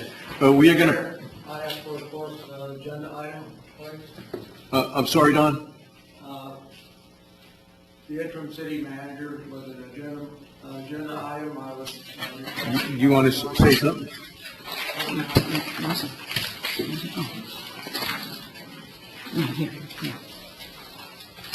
Tom McClendon, citizen. I'm speaking as a citizen. I am on the interim or the permanent city manager search committee or screening committee. And since last council meeting, or even before last council meeting, I did speak to council about my feeling that perhaps we, and I will admit myself, made the needle a little small as far as what you, the council, input you had given us. We waited on a matrix and we came up with what we thought the requirements should be. I know that was discussed at last meeting, but I've done some canvassing of department heads or whatnot. I've listened to the tenure of the city. And I just listened to our interim city manager give a great, short, to-the-point report. Unfortunately, the way we put that job description together, or the requirements for the job, she can't pass through the needle. And what I'm saying, I don't know that she is even planning on applying for the job. But should she apply for a job, I think all consideration should be given. I don't know how that would function with what the committee came forward with. I think the interim city manager has stepped up. I've heard nothing but positive reports from staff. She empowers department heads. We saw it over and over tonight. This is your job, you do it. I think people like working under that type of management style. She's demonstrated her abilities to come up to speed really quick in one of the most difficult times I've seen in this city since 1966. So anyway, thank you. Thank you, Don. Okay, and on that. All right, I'm going to press to agenda item number 12 is, now, agenda item number 12 is discuss the future Beachcaster process. Correct. And I would say, and I know that there's going to be a lot of comments about the Beachcaster, and I hope that they are creative. We are pressing. We got $22,500 in the budget, and constructive, hopefully not destructive. That would be helpful. And I do appreciate all of the volunteers and their work, because they all put a lot of time in. On reflection, and this is something that we're going through the learning process here, and of course the publication was emailed, mailed, and it is available online. But going forward, I see this as a process that probably should come through City Hall, through the interim city manager, so that you know who to shoot. No, I didn't mean that. Well, they could be. But you know what I'm saying, that the responsibility will lie here, and that all content within would be, dare I say it, my responsibility. So I think we've got an excellent setup going forward. That's very helpful. No more herons. I have to say, having worked with Flamingo Printing for many years for South Patrick Residents Association and another organization, they do occasionally get creative and put some artwork in. So that's not something I've ever dealt with. I only have dealt with the content. So, anyway, going forward, I think that's what we should be doing. Volunteers can help in emailing. They might be able to help picking up from the printer if we need that, and that type of thing.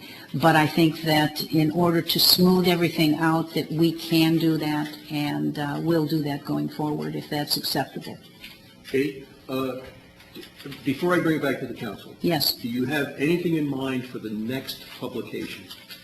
Because this is the process. When are we going to do this? Are we going to do it quarterly? Well, we had talked about 6 times a year.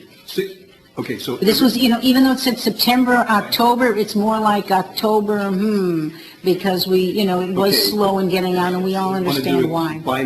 Bi-monthly? I mean, is that... that's what we had planned. 6 times a year. That is correct. We always did before. That is correct. The last few years, yeah. I think Okay. that's what the funding was based on. That is correct, it was.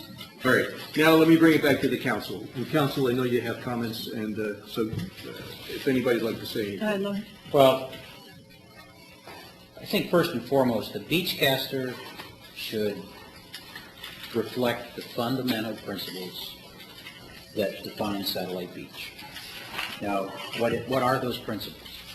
First of all, we want to praise the people of the community that contribute to the community. So I think that kudos, recognition should be part of the Beachcaster.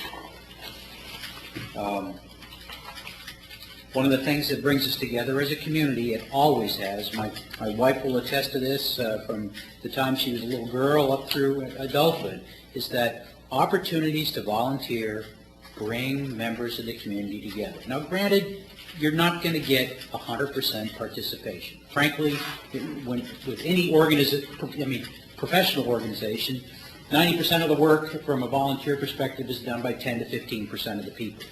But that is a hugely valuable 15%. Okay?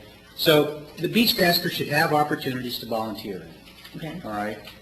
Not down to minutia, but certainly a volunteer coordinator, point of contact, with some highlights in the publication. As it, here's the big push is coming up. Do you have some time to spare?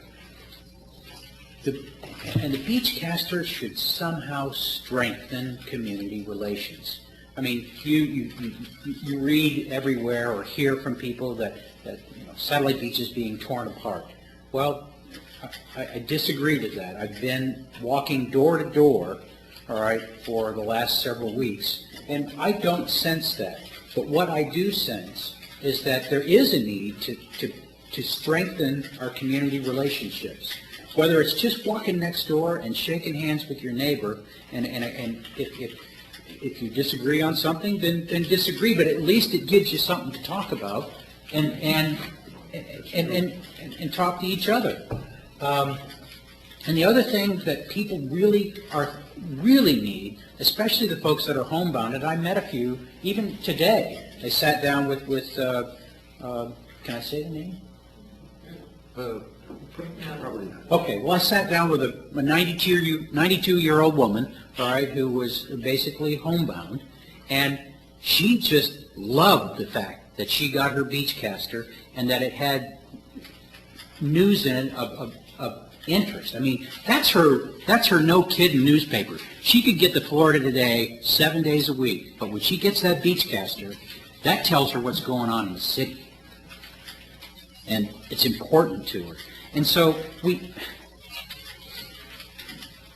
have to keep that publication pleasant, germane, and even tempered. All right, so that it includes everyone and excludes no one. And that is going to be a challenge, but I think we're up to the challenge. I think that the original group that got together produced a very fine document. It's just something happened in the process that sent it awry. The other thing, and this is more of a procedural, fiscal concern, is that we need to have a subscription list of who we have to spend postage on. Okay? Postage is the most expensive part of getting anything out to the folks, and we need to use that list, have a computer program that prints up the labels, and you stick it on the Beachcaster and drop it in bulk rate and get it to those folks. And the rest of us who can take it in email or view it online, let's do that as our part of community service, if you will, to save the city money to use on things like pontoon boats and motors and clearing up tools for clearing up Sampson's Island and the other things that are our needs. So again, I'm sorry for the long-winded answer, but that's how I feel. It's a good process. Owen, Other comments? He saved me time, because that's exactly what I was going to say. And I look at the Beachcaster as a community bringing together tool, which is why I was so aggravated about Scotty's piece being left out. That is a community bringing together tool. She's been doing that for years, helping children out with that. And that's why I was so a little ticked off when it wasn't in there. And I agree with Mr. French. Who knows why? Anyway, I think that you've got a good plan. You have a good plan. I think we need to take a look at using those volunteer kids from the high school in some respect. I don't know if delivery could be a possibility there, or let's just think outside the box. So we can save some money out of the budget as we look at it on a quarterly basis and buy a boat to go service Sampson's Island with. It's all tied together. But good job, and I appreciate the 4 ladies who worked on it. I do too. Just a few things. I didn't realize it wasn't going to go through the city manager for approval first. It's a city expenditure, so I was a little bit dumbfounded when some of the emails came back that she wasn't aware that it hadn't gone through her. I am getting a lot of complaints. People had signed up to have it emailed, and then they got it, and they're like, what a waste of money. It's a waste of money. And they were mad that it didn't come to them via email, because it is. It's a paper and postage, and if you calculate how much this is per piece, it's a lot of money. So a lot of my neighbors were upset that it didn't come to them via email like they had requested, and they just felt because they had signed up for it, it was a complete waste of money to get a duplicate when they were looking at it online or on their phone. You know, you can look at things on your phone now. It's pretty amazing, except for mine, because mine's archaic. I do agree with the recognition part. I think it is all about community and community recognition. This really was just a political piece, really. It was about us who have not had an opportunity to get their voice out there at all. And I appreciate my 150 words, but take a look at it. And if you remember correctly, I've said I'm not going to support the Beachcaster being used as a political whipping tool. And basically, this is really just about us who are elected and the candidates who are now up or running. So I just wanted to get that out there. It's not what I envisioned to be as an end result. I'm disappointed about the Scotty Culp and the Heron. Other than that, there's no pictures. I had offered some photos of Scotty putting out the flags and other volunteers in the community when the flags were put out on 4th of July. No one took me up on that offer. And we also must have an archive of photographs here. I know that we do somewhere where we could have pulled some up photographs. So I'd like to hear from the community about it. Other than that, I support the Beachcaster. I just think it needs to be tweaked. One other thing, and if I think you remember me saying this, if we are going to have volunteers, we really need to have a committee, a voting committee that votes and keeps minutes, and none of this kind of tit for tat thing where a draft goes out and then the last minute it's changed, because this is not the draft that came to me before it was published. And that's all I want to say. I agree with the other comments. And you remember last year when it was cut from the budget, I objected even before we even talked about it, and I've been trying for, 10 months now. Finally got it. I'm glad it's funded for this coming year. We miss Scotty Culp's articles always in the Yard of the Month and all her activities and things. Maybe the new event coordinator, volunteer coordinator can interject some of those pictures and the events, fundraisers for a boat, pontoon boat, or some cleanup on Sampson Island, those type of things. So just really nice that we finally got it back to our citizens. Okay. And I'd just like to say I thank Dana, I thank Michelle, Carol, and Pat, and thank you. I do think that we need to more formalize it. Mm-hmm. I would like to say just publicly that there was a picture that was thumbnailed out, and I felt very sorry about that. And I will tell you that because it was a great picture. And Scott is the first one that ever included just his family, such a family man in there, and I felt really, so I'll just say that. And one thing I wrote down here, that we can consider, but we don't have to have a council liaison. And I don't know if you'd like to have that. You don't have to decide now, but I think that to work, because it came to me and then it came to us and then everything, but I'd like to have a council liaison on this that you could look at and say, hey, am I missing anything? Because they know the pulse. Who would want that job? No, but you would. You know the pulse of the audience. You might say about the cans or about the flags, and just consider that. My only concern about a committee, all right, is I don't want to burden the city staff with keeping minutes for these things. If we're going to put together a committee, let's put together a committee that's all volunteers, including someone who will keep minutes if necessary, because for working city staff, enough as it is. Well, I have a question, though. When the staff used to prepare this Beachcaster, correct? One full-time and one part-time people. Mike Ruddy. I mean, every other month. Don's wife. prepared. Rhonda was full-time, Don's wife, who else? Lenore prepared it. So we had, and that's one of the reasons it went away. It was costing us almost $60,000 in personnel costs to do it. So it was three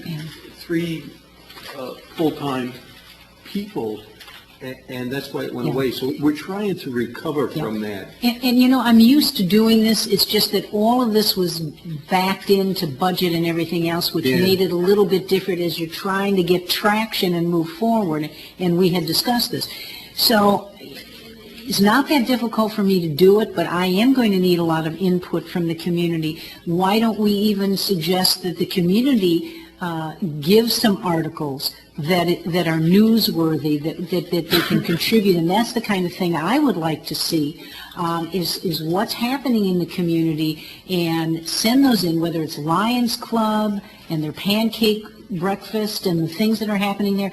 That's what we like to do with South Patrick Residents Association. We've got a lot of information in there from the people, and that's if you want to talk about making it a community newspaper, then that would help do that. And if we could have a central location for that. And you will have the room. Next time you will not have the candidates, and you will not have 5 council people. You'll have 1 council person, so probably 3 pages for that. Well, that's right, and you're correct. This was political because it was candidates, and council, needed to have their 150 words in there and their picture to make sure, here you are. You haven't had this for almost a year. So any of that all makes sense. But going forward, we will have a lot of room for community events, and I think that's essential. Are we ever going to be able to get ads in? I was just going to ask the same question. What is the status on the app? Status of getting sued, Mr. Beal? I do not know the answer to that question. The issue about the ads is similar to the issue about signs, because it all relates to the First Amendment. And basically there's the way the courts discuss the issue is in relation to what they call forums. There's generally 3 forums that they look at. One of them is traditional public forums, one of them is non-public forums, and then there's a hybrid one, which is a traditionally non-public forum that is opened by the local government to have some sort of speech in it. And advertising is speech. A traditional public forum are like parks and streets and those kinds of things, and basically the ability of a local government or any government to regulate those types of forum are limited, and it has to be a reasonable time, place, and manner. You can't regulate based upon the message that's being conveyed or anything like that. A non-public forum is the Beachcaster historically. That's just been something that the city has had a proprietary interest in, and they controlled what the content was. Nobody was allowed to, put their own, the public at large was not allowed to use the Beachcaster for any purpose. It was basically just an organ for the city to put out information about what was going on in the city. If you are going to now open it up and allow people to advertise, generally, and I'm going to talk in generalities here because there are some exceptions, but I want to talk in general, that generally speaking, when you open up a non-public forum to being a public forum, the general rules that apply to traditional public forum now apply to this new forum that you've opened up. So the general idea about controlling the message, which is essentially what you're talking about, because I know that's what the concern is that you don't want it to be politics, you don't want it to be, the business up the street, south of the base, Tootsie's. Why did a woman know that?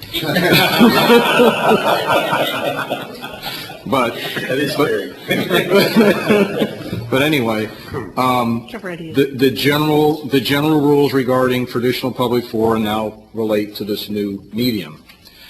There are exceptions to that, and well, let me go back one step. When the issue came up about certain types of advertising not being along just the general commercial advertising that the council had indicated, I just indicated to Ann just to not accept any advertising until the issue was fleshed out as far as how council wants to deal with it. There is an exception to the general rule that relates to advertising. However, the cases are not particularly consistent, which leads to an issue about trying to establish regulations for this traditionally non-public forum. And most of them relate to transportation systems and bus benches and those types of things. And the problem is that you don't want to go out willy-nilly and just start trying to figure out what it is you want to do. You need to establish what the rules of the game are going to be before you open it up at all. And the issue becomes one of, do you want to pay me to investigate what those rules can be? And then even based upon the rules, like I said, the cases tend not to be really consistent, which is the same way in the sign area. That's still not going to preclude the city from getting sued. So, you know, what I'm looking, or what I was hearing about was, you're looking at, I think it was $3,500 for ad revenues. I don't know that that's, you know, having me go spend the time to try and establish a set of rules that can still be contested. And as I indicated to Scott when I talked to him about some of these issues in the past, the problem is that if the city does not prevail, you're looking at tens of thousands of dollars in attorney's fees. And is the idea of getting a few $1,000s in revenues and advertising to help offset the cost of the Beachcaster a good idea to go and incur these kind of, well, you're definitely going to incur the expense of having me try and come up with a set of rules.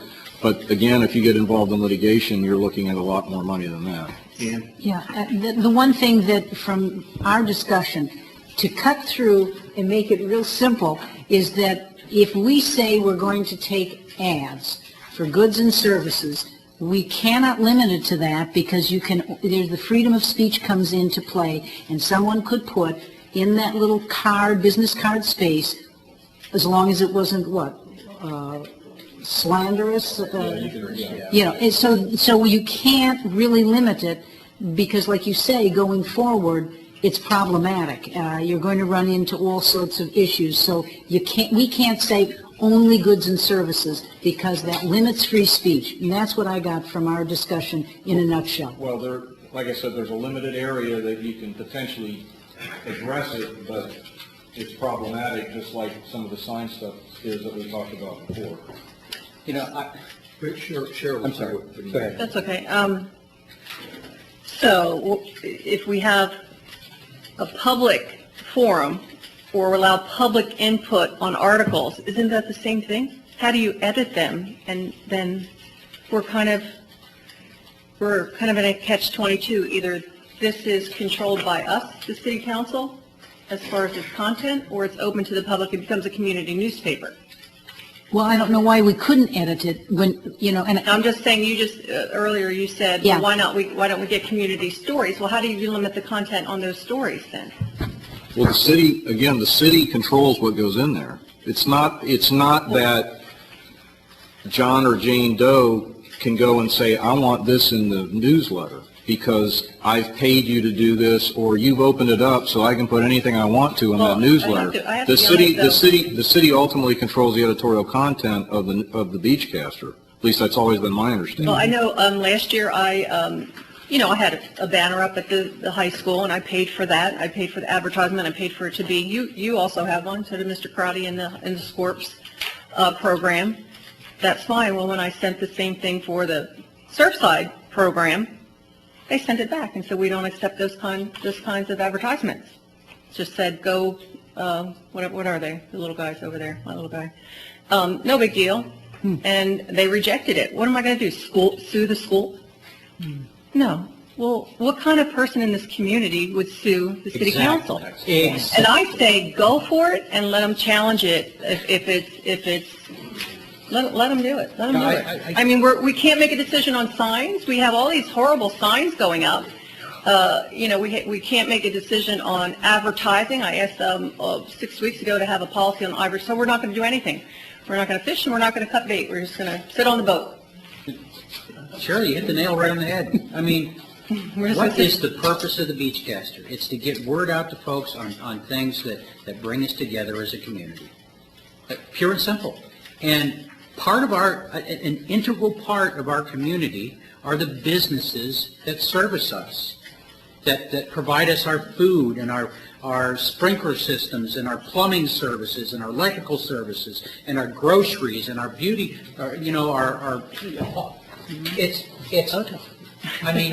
it's all of those people that contribute to us as a collection of people who embrace the almost utopia that we live in. And so why on earth would someone stand up in front of us, all right, like, who was the guy? John Malone, who basically stirred the pot at every opportunity, okay, but perhaps for good reasons. I think he was just a little ahead of his time. But anyway, I don't know. I was looking out there, and there were some people going like this. Jim wants to say. Jim. But anyway, let me just finish with a point.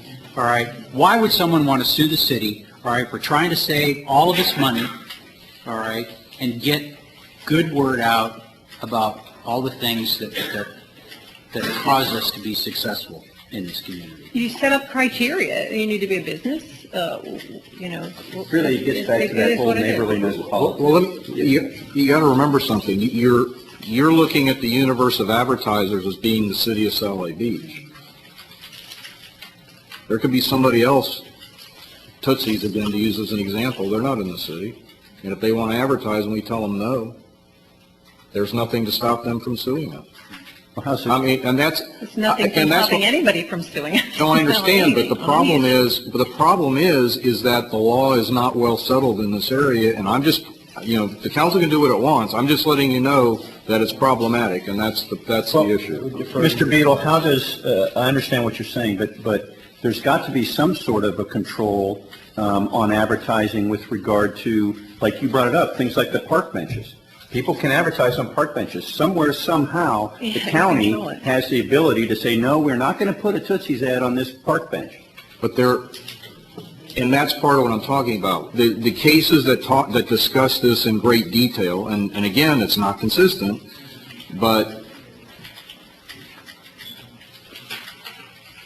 they're looking at it more as a business enterprise. I mean, the bus system is a bus system. It's the entire system, and it's out there to try and make money, which I don't know that it is, but that's where a lot of these cases came in. The subways or whatever, where they have the panels with the ads in there that they say that they don't want political ads. They've actually, the cases have actually are saying that you have a captive audience. They don't want to, from a business standpoint, you don't want a bunch of political ads blasting, so to speak, the captive public that's in the subways. So, they look at what the context of the issue is, and that's why I'm saying it's a developing area of the law, and I just... We can go round and round on this. I wonder if it wouldn't be a good idea. I don't ever remember riding in a subway, and the city obviously kind of restricts what is there and on the benches. No, that's what I'm saying. That's what they're saying, that they can do that. Hey, Jim, I think we can talk about this all night. I think the council should decide, do we want you to look into it? And I actually requested it be an agenda item, a policy on advertising for the Beachcaster. We'll get citizens' comments, on this item, but we'll... Okay, at this time, I will take citizens. I did have two people sign up on the the citizens' comments, so I'd like to take them first. Mr. Hinton, sir, you were first, and Michelle, and then I'll open it up for further public comment. So, sir, if you would, and then Michelle.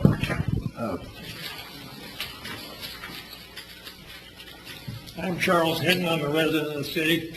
I intended to only talk about the Beachcaster, but Mr. Prince brought up something I have some area of expertise in. Once upon a time in another life, I was the project director for Meals on Wheels. We had 70 routes. We delivered meals 5 times a week. That means we had to have 350 volunteers per week, and sometimes people were sick and couldn't make it, so we had to have spares. People volunteer for things because they get a positive feedback from it. Whenever you go in and you give an old person a meal and you're the only person you talk to, that makes a person feel good because they did something with their life. Now, when I came to Satellite Beach, I was 38 years old. Last month, I was 85. So to give you some perspective we got here. When I came here, this was a young town. Young people are vigorous. We had a good employment up at the Cape. People had money. The wives were young and they had things to do.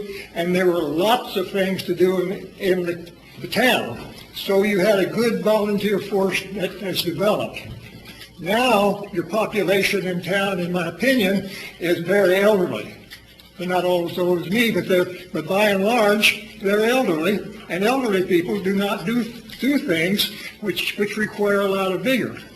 So when you talk about volunteer work, Vince Bellomo lives right across the street from me, and he was the key person that put all the work in to clean off the Samson's Island.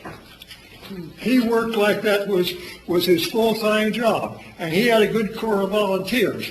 Now, I hear here that there hasn't been anything done over there for approximately a year or so, and it's all gone up. That does not say a good thing about your stewardship of this, because volunteers made that, and now you guys have let it go down.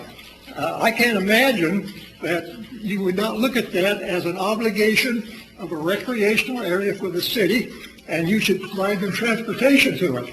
All this talking about find somebody to volunteer an expensive boat is a lot of boat. If you need a boat, get a damn boat. I can't. I'm sorry. You've been waiting since last month to say this. I know. And it's gentlemanly, that's fine. Okay. I'll give you a point about my character. If I talk loud, it doesn't mean I'm mad. It means I'm intense and thinking about it. And so if I get too loud, it doesn't mean I'm mad at you. Well, it might be. So anyway, I think you're in a problem. Any job is easy to do if somebody else has to do it. So Mr. French is talking about getting volunteers. That's a good job, you know. We need somebody to do it. Maybe your wife could do that. I don't know. That would be it. But you need somebody to do this kind of thing. Okay. Now I get down to the Beachcaster. I live across the street from Carol, and we have spirited discussions sometimes about things that are going on in the city. And before she came up to do this, she came over and talked to me about should she do this thing and try to get a volunteer Beachcaster put out, because it was important, and I agree with her. But I also said it's not going to be as easy as you think. So we talked about this, and about the last thing I said to her, if you can get a Beachcaster going, that's fine. If the Beachcaster becomes a political instrument of the city council or something like that, I'm going to fight it all the way that I can.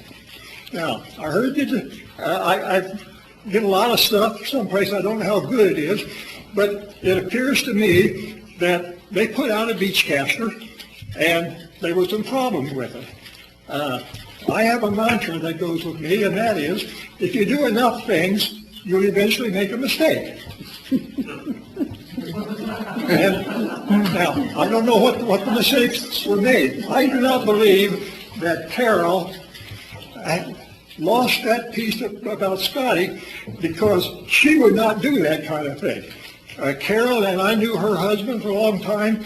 Her husband was the person that started the Neighbor Helping Neighbor program here in the city.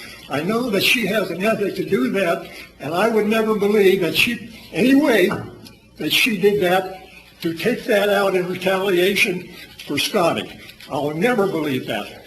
Now, another issue was she signed as though she were the person when she took it to the printer. From my perspective, it appears to me that she got it from the city manager, and she was a messenger, and she took it down there, and the printer said, well, you got to sign for it.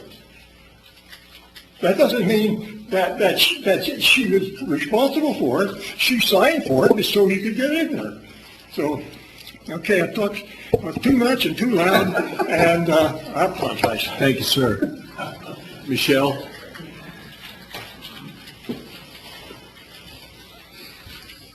Michelle French, resident.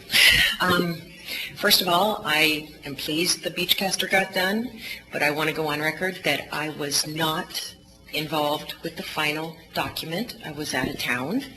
I did get a plethora of emails when I returned of everything that took place, and I know that the document that came out as a draft was not final draft was not the document that was signed off out of the printers.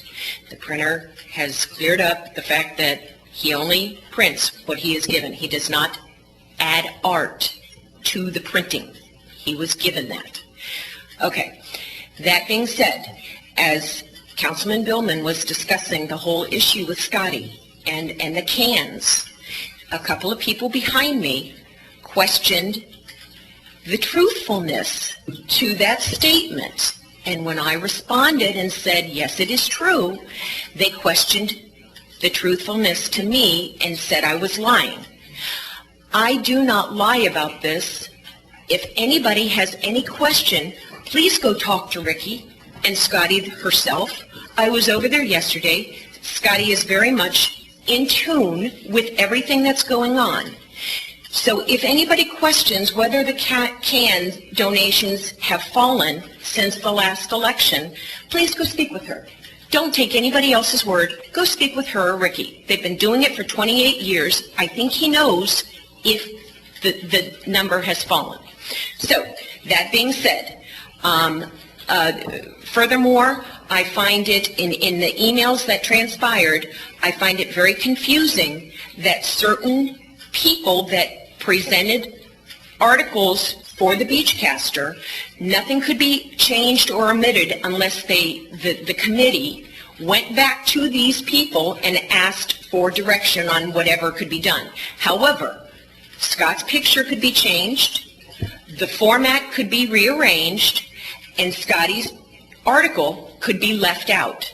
So I find it a little confusing that this can go on for some people in the community and not for others. I'm just saying the facts. I don't know how it happened. I'm just saying this is how it happened. This is what did happen. So just so long as I am not held responsible for the final document, because I was very disturbed and upset when I saw that her addition was deleted. Thank you. Mayor, may I say one thing? Yes. And I did talk with Ricky Culp, and I asked him to give me a piece to put on the homepage.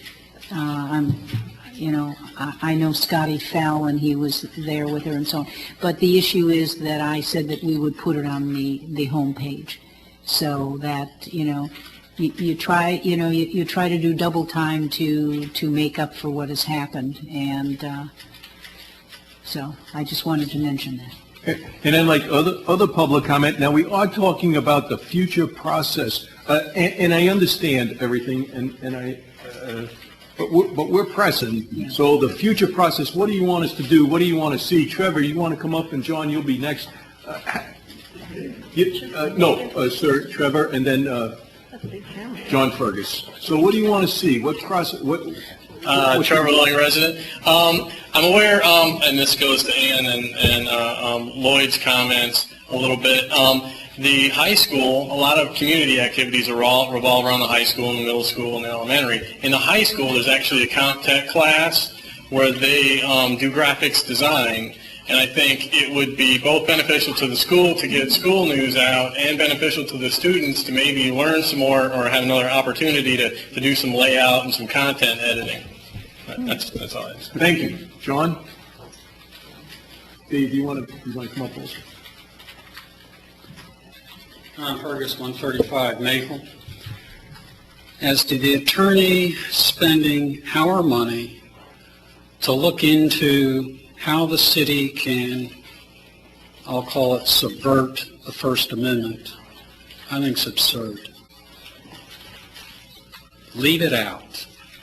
Leave it an in-house organ controlled by the city, and by the city I mean the city manager, not the council, and let it go on like it did from 1961 until 2011, and maybe it can revert back to the way it used to be, which was a really nice, and it is not a community newsletter, it is a city newsletter, and there is a difference.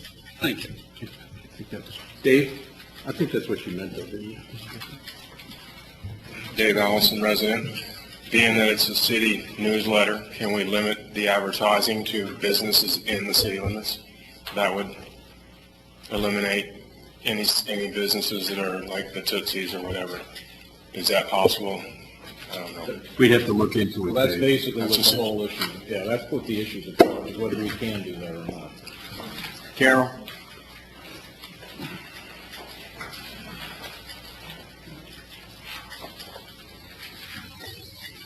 Hi, Carol. Hi, Joe. Carol Robichek, resident. You know, what you said to me hit a note. You said that we need to know how can we make it better. Councilman Millman, I asked to talk to you. Somehow there hasn't been time. I wrote to Michelle. I said, hey, we need to talk face to face. Somehow there hasn't been time. There are things that can't be said in emails or over the phone. There are always things that are the story behind the story. I called you when we were working on it, and Councilwoman Dean, you said, I already know how you think. And I wanted to say... We met previously on the other Beachcaster, and you told me how you thought. So why would I want to invite you to my home again? But my point is, we've got to have open communication. We have to have the committees talking to each other. Sending emails are not a good way of doing business. It doesn't make sense. And I personally am disappointed. So thank you. I think your plan is a good one. And my whole and only purpose was to get the Beachcaster out. Guess what? The Beachcaster is going out, so my purpose has been solved. So I say thank you. Thank you, Carol. Other public comment on the process? Yes?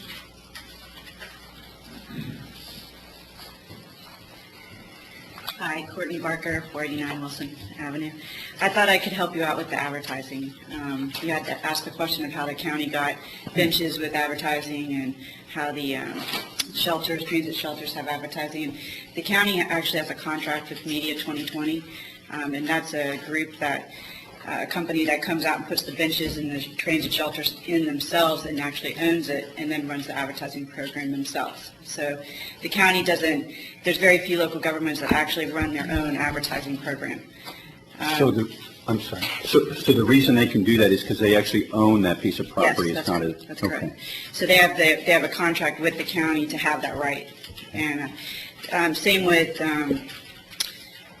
SCAT, like you'll see the buses with the advertising. SCAT actually contracts that out to Clear Channel, and Clear Channel runs that advertising program for them. So the only way we could do it is to contract out the Beachcaster. Yeah. Oh, thank you. That's interesting. That'd be a good idea. Steve? I don't think we can do it for 22.5, so. You never know. Yeah, I mean, you could look into it. I was just saying, I don't know if you could do it for 22.5, and then we said you can never know, so we could look. Good evening, Steve. I feel sad because this might be my last time talking to you, Mayor. No. Come on the 17th. Steve Headley, resident. First, I need to apologize to Mr. Billman, Mr. French, because at some point in time, I'm going to say to your term, your wife, and I want to separate that, okay? And I'm telling you right now, I realize that the various hats were worn. Okay, I'm just saying right up front. As people know, I had an interest in the Beachcaster, a tremendous interest, and for a variety of reasons, I didn't. I was asked to make the logo for the Beachcaster. Came up with 4 or 5 designs. Came up with one that was approved, cool beans. While this was happening, I got a plethora of emails saying Dana Billman was illegally editing the Beachcaster. Bear with me, okay? Bear with me. It was Armageddon because the Beachcaster had suddenly been illegally, whatever, edited. And I heard that from one side of the political spectrum. Do I believe that happened? No, I don't. So I'm sitting at home one Sunday, and I get a call from Carol saying, hey, look, we've got an issue with the Beachcaster. That the program that was used for the Beachcaster to lay it out isn't standard within the industry. And so they were literally retyping the Beachcaster. Pat Sams and Carol were literally retyping the Beachcaster. And they said, can you come over and just give us some clues on what we're doing? Whenever I tried to introduce them to style sheets, I'll be honest with you, I've been told it was there. I saw the articles and did not see in any of the layout pictures or any of the layout the Scotty Culp article. And I just didn't see it. All the articles were in a group. I didn't see it. So I don't know whether it was, I missed it or whatever. My point is, do I think it was intentional? No, I really don't. Here's my point. Last week, I got a bid for a contract to do a 24-page brochure from a group in Denver. And I went, cool, I mean, it's a decent contract for me. Ended up doing it and said, this is what's going to happen. This is how I work. I want one person to sign off on the end. Just one. I don't care who it is, but the head of the committee that's approving this is going to sign off. And what you have here, in my opinion, after doing this for a living for the last 15 years, is 4 volunteers, an interim manager. No offense, Mr. Beal, but this is kind of new territory in a sense to you, that did the best they could and made mistakes. I think all of them were unintentional. I really do. And the question is that I have heard every city council member say, we want to identify problems and we want to fix them. And the question is, are we going to fix them by throwing volunteers under the bus? I don't believe that Dana Billman, Michelle French, or Carol Sams, or Pat Rochek did anything intentionally. Did I get all those names right? It's okay, Steve. We those people, I'm sorry, I told you I was going to screw it up. They know who they are. I don't think anybody did anything intentionally, and we have to get back to that. Okay. Okay? Thank you. And we are looking how to improve. Dale? No, I'm not getting, I'm getting up for... Oh, you're getting up? Oh, I'm not getting... Dana? Sorry, I didn't see. Dana Billman, resident. I was obviously involved in the process. We've all heard that. I was somewhat involved in the very first one that we tried this, and then I removed myself. I don't think the volunteer process really works well. That's my personal opinion. I don't think it worked well the first time. I don't think it worked necessarily well the second time. The same article, it was rewritten this time because we couldn't find the first one, was also submitted for the first volunteer effort of the Beachcaster and was inadvertently not included included in that Beachcaster also. I have emails to prove that. I have emails back that we don't know what happened to that one. So this has been 2 Beachcasters now that we have somehow not gotten that article in. Again, I don't think it was nefarious. I don't think someone planned this. I think it was simply the situation we were all working under. We were very limited on space on this article, this Beachcaster, as we all know. And yes, we did go through and edit articles. That was to bring down a 389-page submission down into the 150. Every single person's article that was changed or condensed, and it wasn't changed, it was simply condensed. We took out things that maybe we just tried to make it more concise and make it into the 150 words. Once we got rid of the advertising, we were able to expand some of those so not everything is 150. Everybody, I think, tried as hard as they could. And Flamingo had told me they don't use that program. They can use that program. All I did is cut and paste. Every single article that was submitted I simply cut it and pasted it in Publisher. And so the exact same articles could have been cut and pasted into whatever program that we did. Again, I think it was because, as Steve said, I mean, we're volunteers. I'm not a publisher. I don't do this for a living. I don't want to do this for a living. And that's why the process isn't working. I think we need to get something set up. I think it might be a good idea if we sort of did an online version also where things could be made promptly. People are taught to go look at that also. But I think we need to have a whole process in place. And once the city works through all the problems and gets something together, then if you want to start farming some of that out to the volunteers, all they're doing is simply replicating something that has already been established. We were trying to establish something that wasn't in place. We didn't have templates. We didn't have anything. So I personally don't think the volunteer process works really well. I like the fact that it's brought back in-house and we kind of have some control on it. Thank you. Other public comment? All right, I'm just going to bring it back to the council to see, the first question I'd like to ask before I get your comment is, when does the council want the next edition to go out? Can we back up? I have to agree with Dana. I don't think the volunteer process is working. This is now a year later, 2 Beachcasters later. It's just not working. And Courtney, wherever Courtney is, maybe it's best we sub it out and not have as many editions and pay for the cost to sub it out and have advertisement. And I feel bad for Tootsie's. Poor Tootsie's getting a bad rap over here, you know. I really think that, you know, maybe there's an alternate solution to doing it every 2 months where it's a bigger, better product. And one thing about stewardship, times have changed in 50 years. Both the husband and wife are working. The divorce rate is high. The economy is terrible. Foreclosure rate is high. I wish that I had the ability to stay home like my mom did and just take care of my children, but I have to work. And so as a volunteer that cleaned up the DeSoto property by themselves, I would love to volunteer more. It's just unfortunate that my husband travels 21 days out of the month, and I'm a single parent the majority of the month, and I just don't have the time with 2 young ones. So you do a lot of volunteering right here. Yes, we also do a lot of volunteering. I forgot. So I would love to volunteer more. It's just it's a busy time, and it's a busy time for families. Could Courtney's point? I'm sorry, is it Courtney? The point she made struck a chord in my mind. You know, the base does a base paper, and they contract it out. And they make their money via advertising, but they own the darn paper, so they can pick and choose. It sounds like, Mr. Deal. Yeah, it's pretty clear we don't have $60,000 to do it in-house or the support staff, but we may have the ability when we bring in advertisers I think so. to do it differently. I think unfortunately what I'm hearing is that we'd like you, Ann, maybe to look into, even if we did it every 4 months.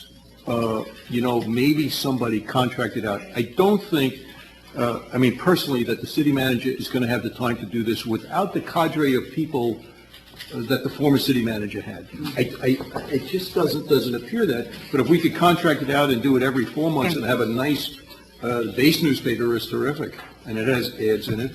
And so could you do some I will. Manipulation, just looking at I will manipulate. And come back. And then, well, I'm sorry, that's a bad word. Ron will really jump on me for that. But could you just check out the different types of fundings? Indeed. And then do we want to do a January's too, like a February edition?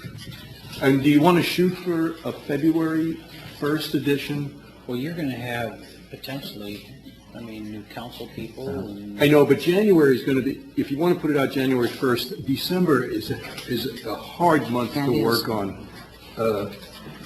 You could do... That's fine, February. Or January 15th. I don't know. It's just something that, a schedule is something to deviate from. But it really is, but... Spoken like a real tanker guy. Well, that's it. It's almost 5 months, that's all. It's almost 5 months. So what do you want to do? You want to do... Well, I think maybe what we should do, maybe we're getting ahead of ourselves on time. Maybe what we should do is have Ann come back to us with what she's found. And if there are companies out there that are willing to do that, maybe we need to look at what sort of timelines they could offer. Yeah, that'd be good. That sounds good. That's what I will do. We'll send it back to you. And I thank you very much for the constructive comments. I knew that this was a volatile issue, but each one of you and the council handled it very professionally, so thank you very much. Thank you. Agenda item number 13. I think we're going to make the debate. I think. Special events coordinator, volunteer coordinator. And this is lucky 13 here. Carrie's going to tell us a little bit about this and report on the new coordinator. And remember, initially, council had requested a special events coordinator, and this is a combination of special events and volunteer coordinator. And the way this has been set up, as you probably read in here, that we are using, if you will, borrowing 14 hours from the police department, which Chief Pearson has granted, moving it to recreation, so it's not going to be an additional cost because an employee left and went full-time in another location. So he's keeping some hours, we're using some, and we're allocating that then to basically the recreation department specifically for this individual, Jacqueline Gilcher. So you want to take it away, Karen? Yes, thank you. What we were hoping to be able to do is to assist council to meet one of their 2012 goals of obtaining a special events coordinator. Clearly, it was not in this year's budget, but rather than not address it again until next year's budget, it became apparent that it's possible that we could use those existing 14 hours, add them on to a current employee at the Recreation Department who's permanent part-time. That would give her 34 hours a week. She would pick up the extra 14 hours to develop a volunteer coordinating program and also bring some special events to the community as council would desire. We have a plan in place. First, we would develop a job description for the additional 14 hours, do some assessments of what the community already has in place with regard to special events and volunteers, make some recommendations for some new programs, and then hit the ground running with some events in the spring. And the volunteer coordinator is a perfect time, given that so many of our programs are either we have volunteers, like 140 cadets, with no identifiable use for them, and we have a project on Sampson's Island that needs volunteers. So it seems to me that with 14 hours a week, we can do make a dent in something to obtain your goals for special events, and also tack on the volunteer coordinator. And Jacqueline had done that position for us as a volunteer coordinator for the Recreation Department back in, God, I want to say early 1980s, 1985, maybe a little bit later than that. And she has done a lot of volunteer coordinating when her daughter and son were in Satellite High School band. So she has a lot of experience with that. I'll start. I know that special events was very high on my list of priorities, and also Councilman Rhodes. I did not envision an event coordinator paired with a volunteer coordinator.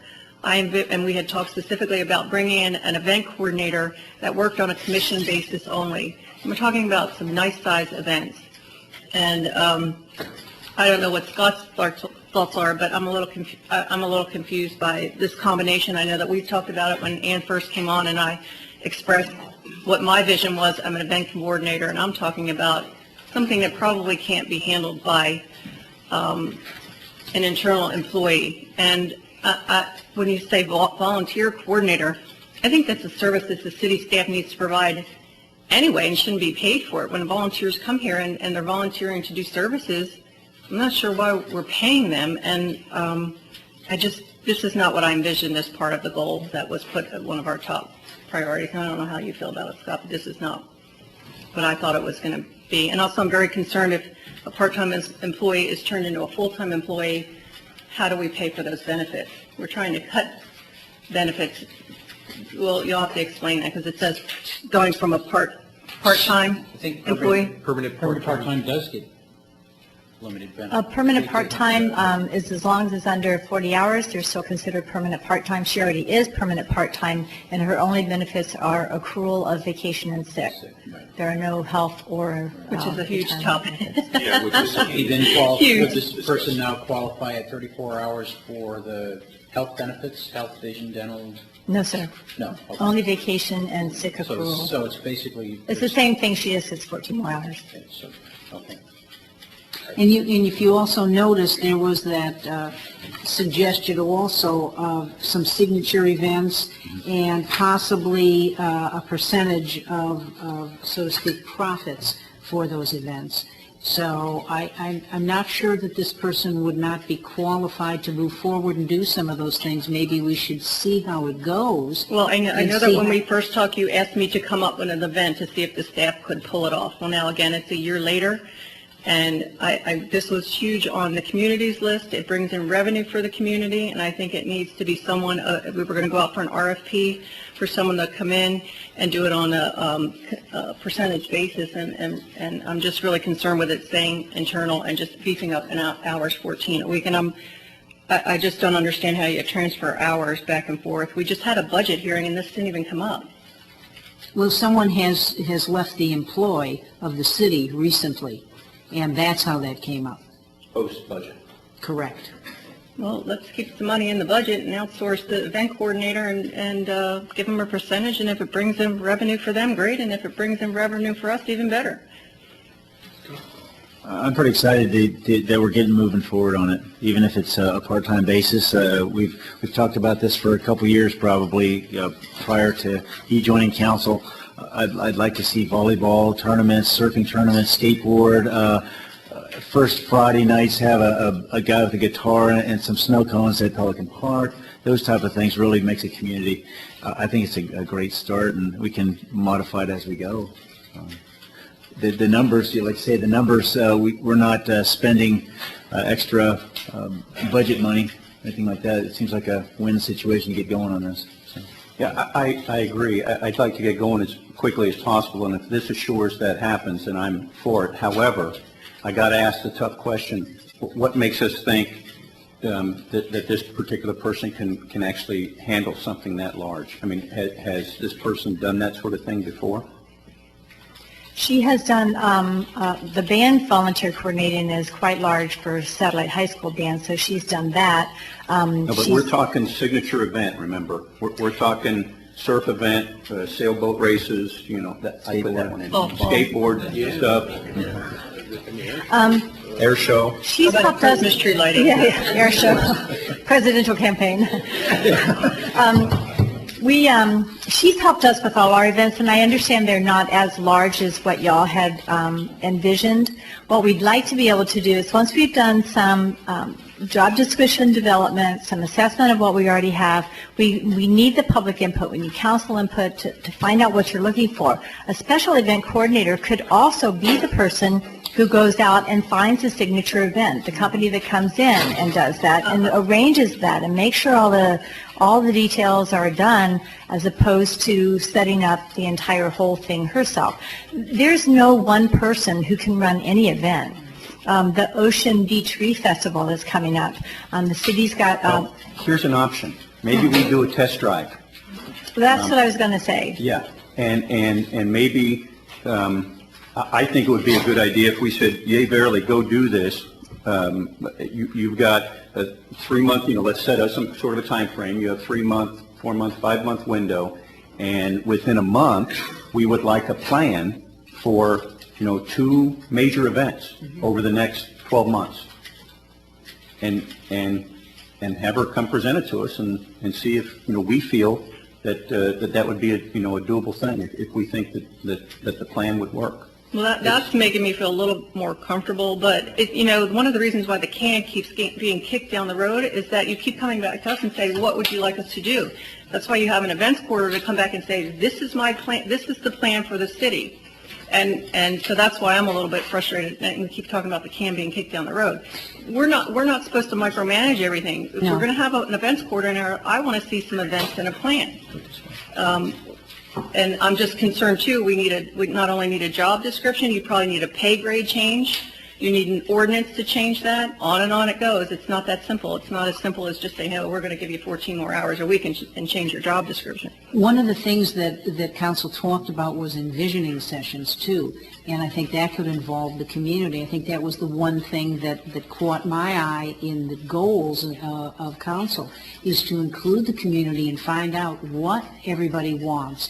Let's, come together and generate some ideas. And if you've done something, even if it's a small business, and I know this personally, you can do a larger business too. Once you've done it, once you can fly, you might be able to actually fly a larger plane, I don't know. But the issue is that it's not that difficult if you've got some of those skills to move you forward.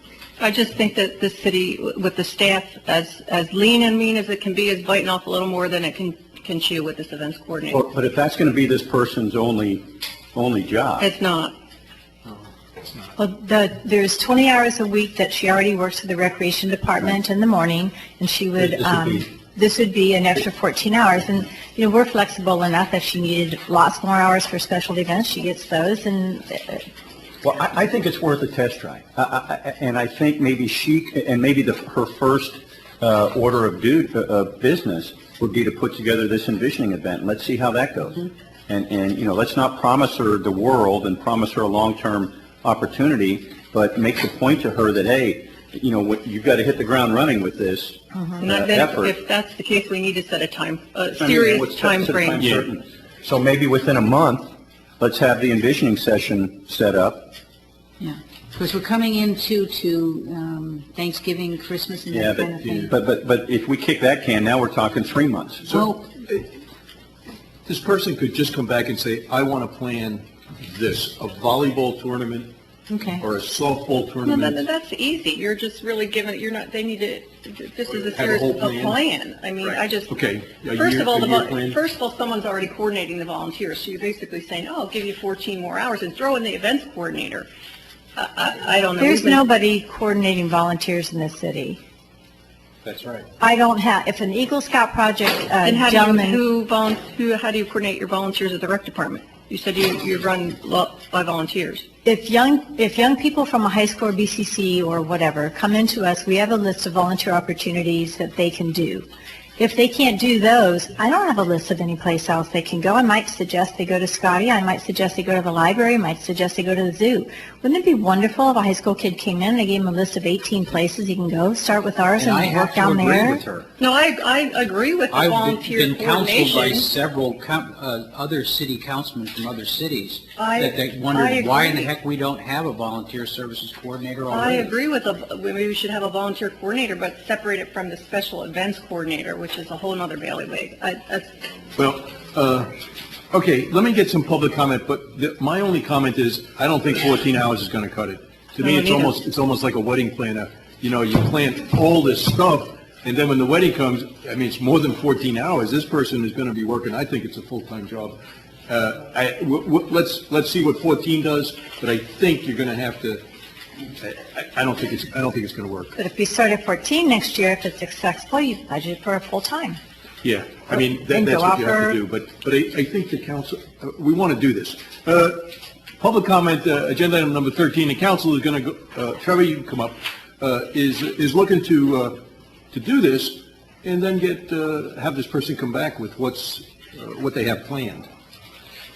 Trevor Loening, President. I also agree with you talking about, the wedding planner. In fact, I made the exact same comment to Ann about, the special skills required. But I would also like to point out that Mr. French and I went to a beach cleanup in Pelican Beach last month, and the lady that organized that is the events coordinator for Cocoa, the city of Cocoa. And they do major events. Like she mentioned that one fundraiser one they do for Halloween. Her name is Lisa Moody. So I would recommend that, Kelly, or, whoever, contact her as a resource and maybe more, because she's got a lot of experience doing that for Cocoa. Thank you. And thanks for doing the beach cleanup also. Michelle? Michelle French, resident. I agree with Cheryl. I think that this is a big deal. I think if we had somebody who really already in-house had a real good idea about the kinds of things we could do to promote the city and to bring in an event, they should have been maybe thinking about it or putting it out there. The events that I think you guys are thinking about are pretty big events, and I don't see, like you said, Mayor, 14 hours. I know what it takes to do a wedding, and there's no way 14 hours is going to cut it. So I kind of have a little hesitation about that, and if you the whole envisioning thing, I see that as the whole CRA, what CGA was doing with that can has been kicked down the road for a while now, and in trying to get everybody's input. That's not what we want. We want someone who says, you know what, I've done this before. This has worked in a city like this. You've got some of the same socioeconomic group, the same dynamics. This is what I envision. This is what we need to do. Not take in everybody, because you're going to have a wealth of people coming forth and saying, well, I'd like to have this for Johnny, and I'd like to have this for Susie, and I'd like to have this for me and my husband, and it's not going to work. We need someone who's got the experience and who's going to come in and say, this will work for your city and the dynamics of this city. And I just don't think you're going to get that with the 14-hour part-time person. Hey, Dana?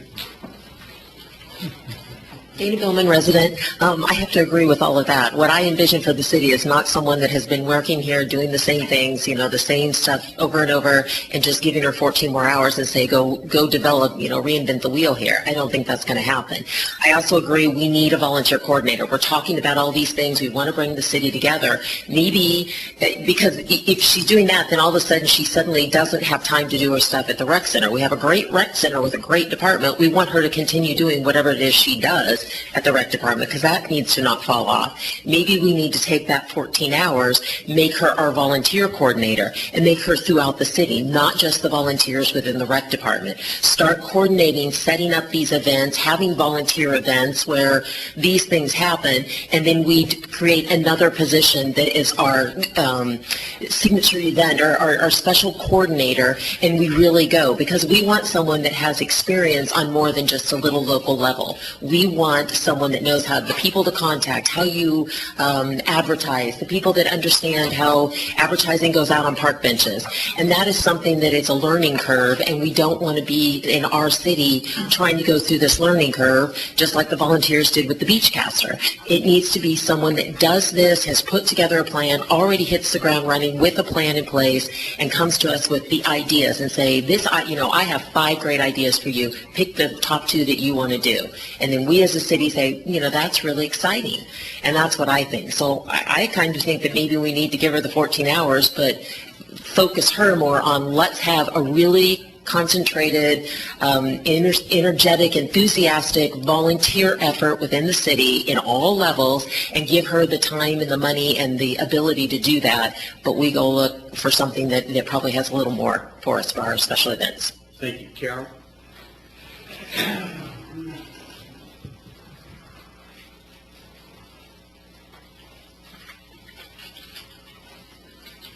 Carol Robichek, resident. Wow, you've got an interim manager who just gave you a really good plan, and you're out knocking it. Why not give it a chance? I thought you did a good job in saying, let's do a test run, see what happens. Putting timelines is really difficult, but since we've had a couple of you've been in office now for almost a year, congratulations, and give it a chance. It's not a good idea to down everything without giving it an opportunity. Thank you. Gail, are you coming? Yes, I am. Okay, you're not making room for Steve. Gail Abrams. citizen of the CRA. What I'm hearing is two things, a volunteer coordinator and an event planner, okay? You can outsource event planners. I think a volunteer coordinator is pretty important because we've been talking about volunteers a lot tonight. And, maybe that might be a good thing to get that going. My sister's an event planner, but she's not looking for a job right now. So it is something to look into, you could do that. Yeah, but may I ask, is she an event planner for like a government entity, or does she do that professionally as a contractor? Private enterprise. Does she do it on percentage, or how does she do it? She was working for a company where she did that. Okay, so the company was paying event her, planning, wasn't marketing, getting paid. event planning and marketing. But there are companies out there that do that sort of thing. I don't know if they specialize in private enterprise or government enterprise, but it's something that. But I do like a volunteer coordinator. I think that's a good idea. I know that Coco's position is a full-time position, but you're talking about massive Yes. events. The demographics are completely different there than here. 40,000. Okay. Dave?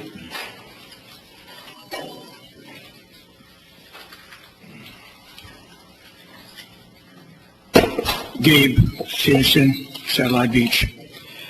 Heard the word volunteers going around a lot tonight, and I appreciate that, and I can only relate to my situation as a citizen and a volunteer for a long time. I can't remember what year it was. I was in the Lions Club, and Satellite Beach had sponsored I think it was 14, 18-year-old girls fast pitch softball championship. Percy Hedgecott called me and said, Gabe, I need the Lions Club to volunteer to do the parking and some of the other things for this event. I don't know who put the whole thing together. It was a great success. Satellite Beach won the championship. The point I'm trying to make, so we were home team. National championship, by the way, if I remember correctly. The point I'm trying to make is, I left the Lions Club a year after I was president. We had 70 members. Right now, they're only down to, I think, about 25, 26.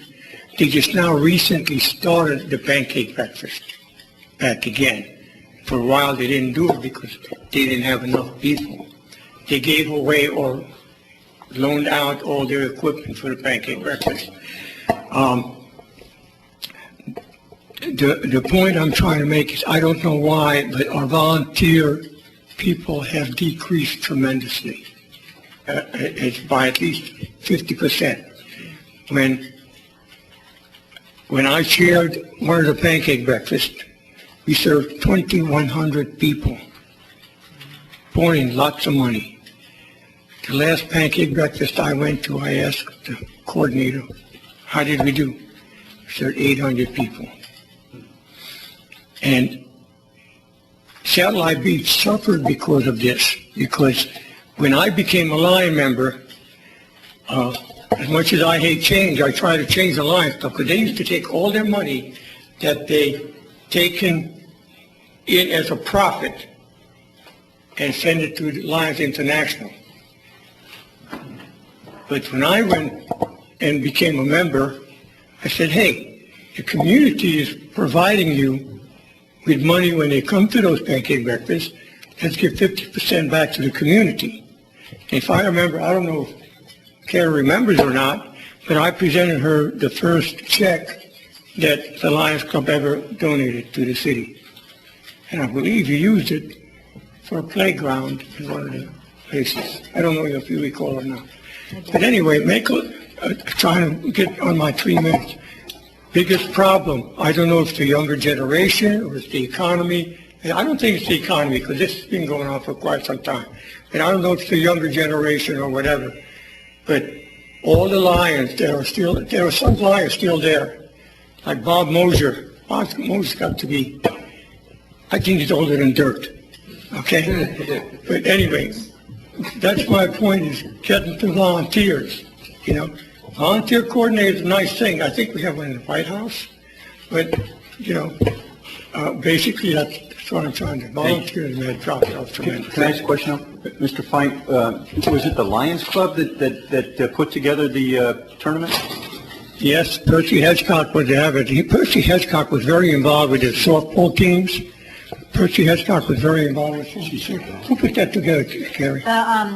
Quickly, briefly, the city would actually have to participate in the bid process, which was years in advance for a national tournament, and Percy sponsored it, but the Recreation Department at that time and citizens did that. So it was a city employee who did that, who ran that big It was operation. a community effort where the Lions did the parking, the Alamaters came No, out, but their there had to be security somebody who incidents, had their sold thumb tickets. on making it happen. Yes. I know the Lions Club helped support it, but there had to be somebody who was the point of contact. It started with Percy, and then the city all did that. George Grabowski was, George Kavanaugh was big into it. So it wasn't an outside organization? No, that no, we no, got no, to- no, no, Okay. no, not at all. Answer your question. Thank you. Mr. Jagutis?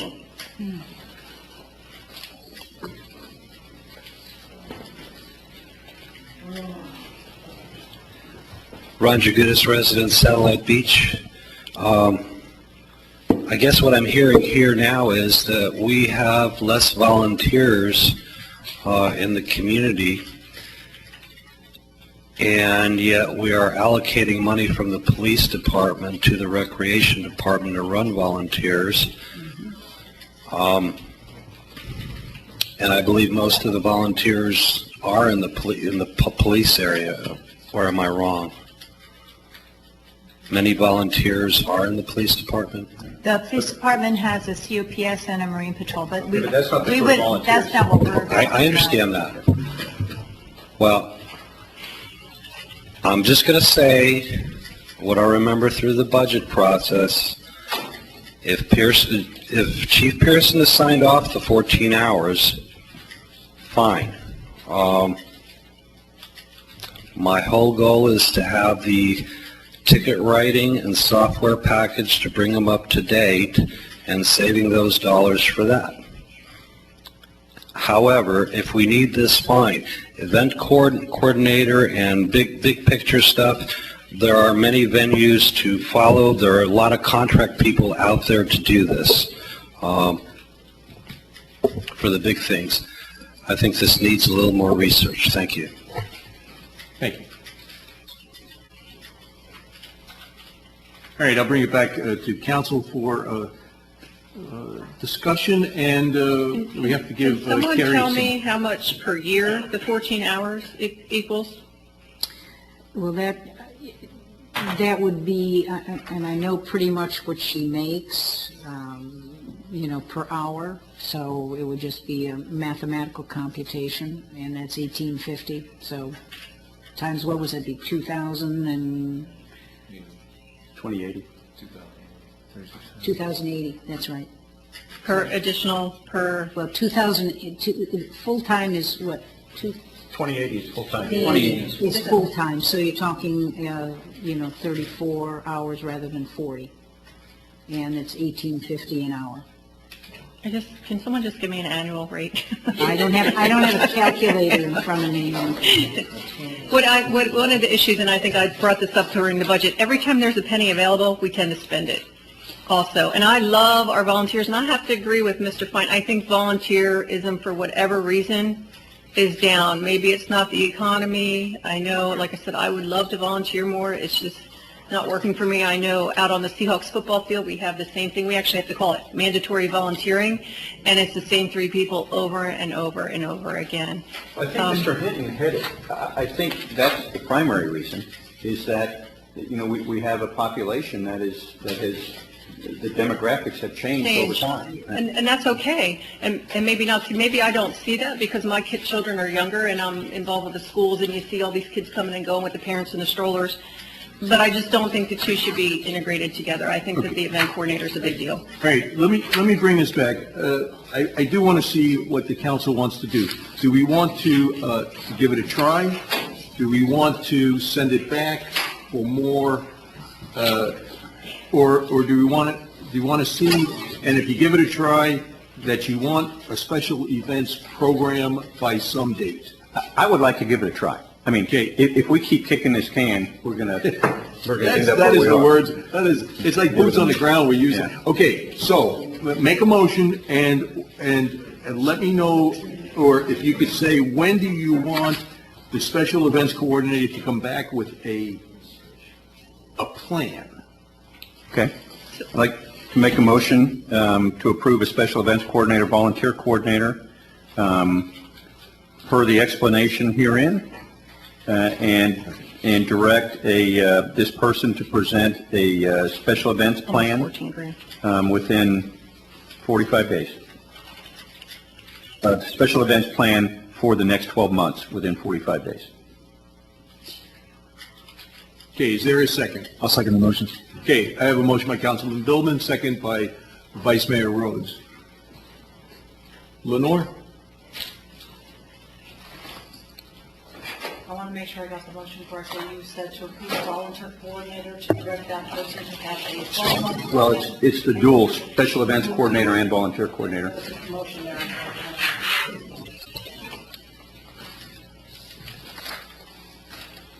Okay. Ready? Yes, and to have a special events calendar submitted within 45 days. I did have that. I just Okay. wanted to make sure that the coordinator. Yes, Lenore, we are ready. Okay. Councilwoman Dean. No.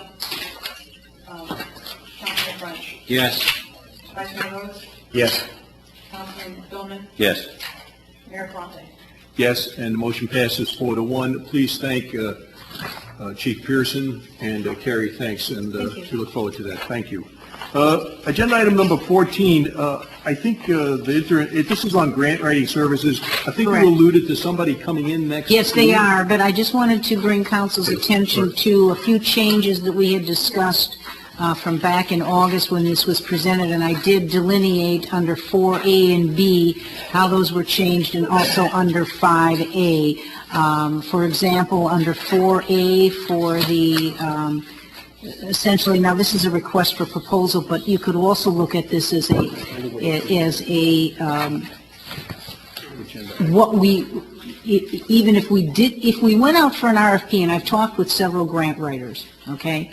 If we go out for an RFP, this could be the RFP we could go out with these changes that have been made. Or we could say to someone, hey, this is essentially what we would like you to be able to do. And one of the things for 4A is to define the methodology, the approach to be used to ID the needs of the city, which would be eligible for funding through grants, including whether costs will be hourly or per grant written and submitted. Further, a method for pre-qualification based on essential grant-related criteria can assist in keeping grant writing costs within budget. And essentially, of course, they really call that the pre-award concept that they're looking at, so that they're not writing a grant, submitting a grant, and just keeping their fingers crossed that it's going to go through, that they really have tried to make the fit with the entity for whom they're writing. And that's something that more and more grant writers are doing.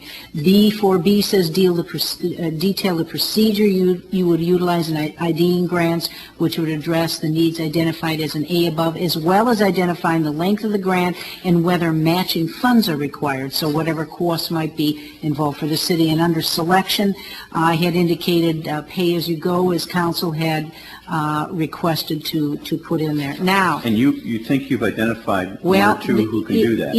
Well, it's actually a team, and if you turn the page, you'll see Cape Canaveral Scientific, Inc., and their staff includes 3 people, one of whom has written for private foundations, so you're tapping that aspect, one who has written stormwater and a lot of other grants for cities, and they also have a PE there who's a principal of CapTech Engineering. So they are going to actually be here, and council can ask questions. They're going to make a presentation next council meeting, which will be the 17th, so you can make your determination. If I was very impressed with them. I sat down with 2 of the team members. They've also been involved with the city with looking at stormwater grants for the city at DEP's request. So they've written for a lot of municipalities. They also are very local. I believe it's Melbourne Beach. So they are, close, which, if they're great, being close is even better. Anyway. And I understand they're familiar with our past grants, because they did some work on our past grants They as did well? for stormwater, yes, for the stormwater utility. Mr. Beadle, just a question. If we directed the staff to go out for an RFP, and now all of a sudden we have someone coming in for a presentation, is there a legal issue with that? I mean, I'm not comfortable with it. Right, now I haven't sent anything out. I mean, nothing's been sent, no RFP has been sent out to But date. you've included Well, their information, I and understand. they're coming in for a presentation when we were in the process of going out for an request for proposals for services. I kind of I'm a little uncomfortable with this. Well, I guess I'm pushing the envelope, I guess, for these people. And it's simply because, and I have to tell you, I've talked with 4 different grant writers, some in Winter Park and someone who deals with FIT and so on. And I guess I was just so impressed with these people, and maybe I'm jumping the gun. Well, timing-wise, it makes complete sense. If you have identified somebody who can do everything that you know was going to go into your RFP, could you just go direct to that person and say, that's what we want? Or do you have to let the RFP out? This is a legal question Jim, I think, is That's what I was thinking looking over this there. way. And also depends on what council wants. It smells like fish to me, but that's just my opinion. Industry gets wind of these things well before the legal process of pre-solicitation, solicitation, and things like that. That just happens. I mean, our council meeting minutes are public record, so it makes perfectly good sense to me that a company like Cape Canaveral Scientific would come in and offer a capabilities briefing as a way to introduce themselves. I don't disagree with that, but we've put it in an agenda package. It's almost like we've pre-selected this company to do this job, and I would like Jim's legal opinion on it. There is a formal process for solicitation, and basically you have to either say, okay, we're putting this out as a draft solicitation, or once you go into the pre-solicitation notification process, that's typically when the contracting agency can no longer talk directly with. But that's federal acquisition regulations, and I agree with everything you just said, but Mr. Beadle, how's that flow in the city? I guess in part, I'm not sure what council wants to do with this. I mean, I guess the best way to answer the question is, and I've had this conversation with John several times, not John, but Alan, in the absence of a provision in the code or the charter or a state statute that requires you to bid or obtain bids or proposals, you don't have to. Now, I always tell anybody, whether it's private or public entity, that even if in the lack or the absence of such a provision, you need to go out and get quotes just so that you're not questioned about it. So, I mean, to protect the city, if you've already got an RFP ready to go out, it would seem, and I think the response date is, 3 weeks? I mean, doesn't, October 26th. Yeah. Yeah, that's a good point. So, I mean, you're not really missing anything, but, that's up to council. So what we could do is we could approve these revisions to the RFP, right? Get the RFP, and I would assume that these people would be one of the people who respond to the RFP. I would think that they would. I would assume there's going to be 3 others, since the city manager referenced 4, that there's going to be at least 4 people responding to the Right, and RFP. they become one of the 4. And not bring them in on the 17th. Okay, and I can do that. Yeah. So I'll make a motion to approve the revisions to the RFP for the summary explanation background. Okay. I'll second it. Okay. I have a motion by Councilman Billman, second by Councilwoman Deanan. Is there any comments? Mr. Hinton, sir.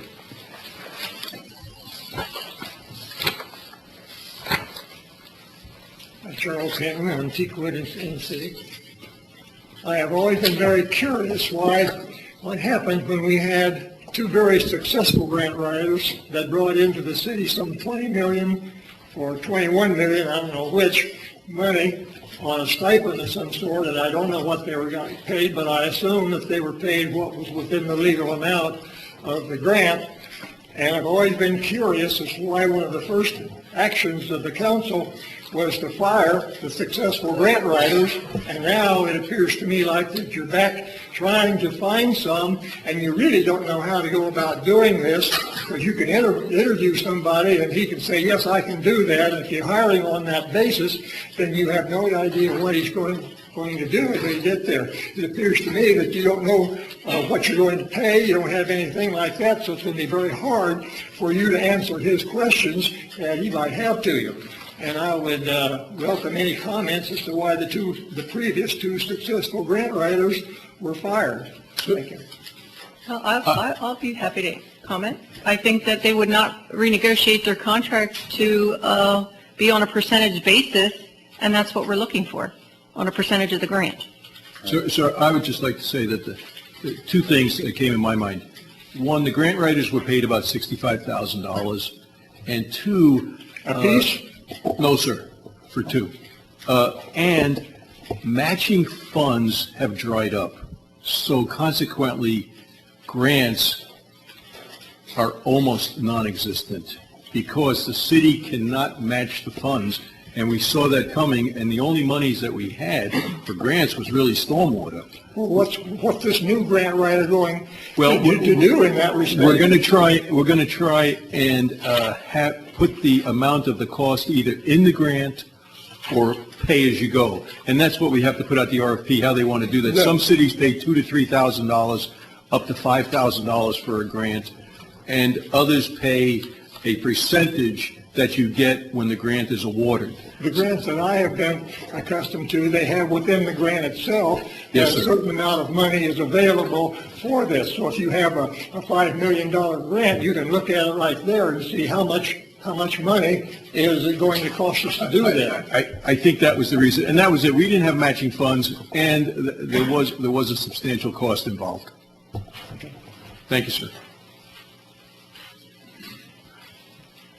All right, let me, we have a motion and a second to approve the revisions, and then you'll post the RFP. Lenore? Councilman French? Yes. Councilman Rhodes? Yes. Councilman Medina? Yes. Councilman Bowman? Yes. Councilman Yes, and the motion passes unanimously, and thank you. Thank you. All right, we have an ordinance, a couple other agenda items. Agenda item number 15 is ordinance number 1062, and I got to get to it, Jim, and then I'll let you read it. All right, Mr. Beadle.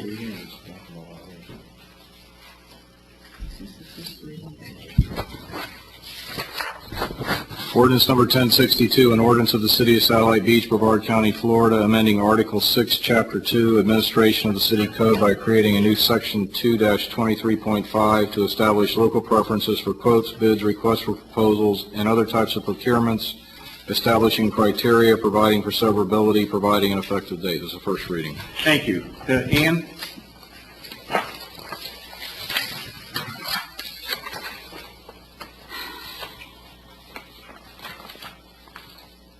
I think Jim is best to explain. Jim? Okay. This proposed ordinance was provided mainly because part of the issues that still remain regarding the ordinances are what direction council wants to go with the items that are listed in the agenda cover sheet. There's the issue, many of the ordinances, most of the ordinances provide a basement and or ceiling as to what types of contracts the local preference will apply to. Most of the ones, if I remember correctly, rarely went over $1 million or $1.5 million, which I'm not sure the city's going to have many of those other than for stormwater. But those are blanks that are currently in here because I didn't know what council wanted to do with that issue. One of the other technical issues is whether or not the local preference would apply to contracts awarded through the CCNA. And most of the cities that I looked at, it did not provide an exemption, or excuse me, that is right. They provided an exemption to the CCNA to the local preference, even though the statute provides for it and the Attorney General has rendered at least one opinion, and I believe more than one, that says that that is something that can be considered in a local preference, are contract awards made through the or under the CCNA. So the issue is whether council wants to include the CCNA contracts within this ordinance. Let's see, council. Jim, can I ask the council, and I'm being very honest with you, do you want to postpone this until the next meeting? This is very detailed. It's very detailed, and I think it's just detailed. And I think that we're getting to the point where we're getting undetailed. I know Is it legal? Would it be legal for us to look at this between now and the next meeting and email you directly without any other council members what our inputs would be on those? I prefer not to do that. Okay. I think you may not want to do that. Okay, that's fine. Jim, if you have a question, I don't think there's an issue with you calling me up on the phone and asking me questions about it. But no, I understand. Can I ask the council, would it be okay? I'm okay with it. Because this is local preference. It's not something that's going to be immediate. Right. And we're going to, I'm going to say, let me bring up one other issue that I think you need to think about that actually wasn't in here. When we originally talked about it, we talked about giving a wide variety of different preferences to different types of people, including adjacent communities that aren't in the city but are in the county, county-wide, adjacent counties, and all that kind of stuff. That will be an implementation nightmare for staff, because if you get, for instance, if you got a bidder from here, from the city, from the surrounding county, out in the county and adjacent counties, and if every one of them is potentially a low bidder, you would have to go and if one of the prior ones didn't do it, then you'd have to go to the next lowest preference person, and then the next one. And I'm not saying it would be, but the potential is there. Why don't we just do it for city? Well, city and county, that's not a problem. Most places do city and county, and that basically makes it I think we need to simple. table this because this was a long topic before, and I don't want to get into that we're limiting ourselves. One thing I do want the staff to look into, though, is that if we choose to go to the surrounding counties, or the council does, fire truck repair, because that's done in Ocala, which is Marion County. And I would like an update to at the next meeting on the fire engine service repair with the county if that has been put through. Okay, thank you. So we are going to postpone this until, agenda item number 16 has been delayed until a future meeting so we can talk to FPL on that. Now, I have an agenda item number 19, which is transition. I just want to move up transition. It's council transition, and I will tell you, I asked that this be on here. I will tell you that it's going to get, there's two things, it's not on there. It's on the one that came out in the email. But I need council decisions on a couple of things, and I'll tell you why. The election is November 6th, and if you remember, Cheryl and Greg, you guys were sworn in on November 30th. Mm-hmm. So the election is November 6th. The supervisor of elections will send us, and Lenore is on top of this, will send us the official ballots, the official count, and then we need to accept the official count. After that meeting is when the new, I know there'll be at least one new council member, will be installed. So we have to figure out, and our second meeting in November is the day before Thanksgiving. So my proposal was, we'll have a meeting on November 7th, is that as soon as we get the count that we have a special meeting, 5 minutes to accept the results. And then at the next meeting, and that's what we have to do, we will install the new people. I thought last year, because, we were anxious, that old business had to be finished before. Well, you do. You do have a very minor council meeting to just do the second readings. Now, the question that I have is, Thanksgiving is the 22nd. My first initial thought was to move it to the 20th, to not have a meeting on the 21st, but have it on the 20th. I'm not sure if that is, I know Thanksgiving is a very tough week. People take vacation. Do you want to make it the 20th, or do you want to make it the week after that, the 27th and 28th?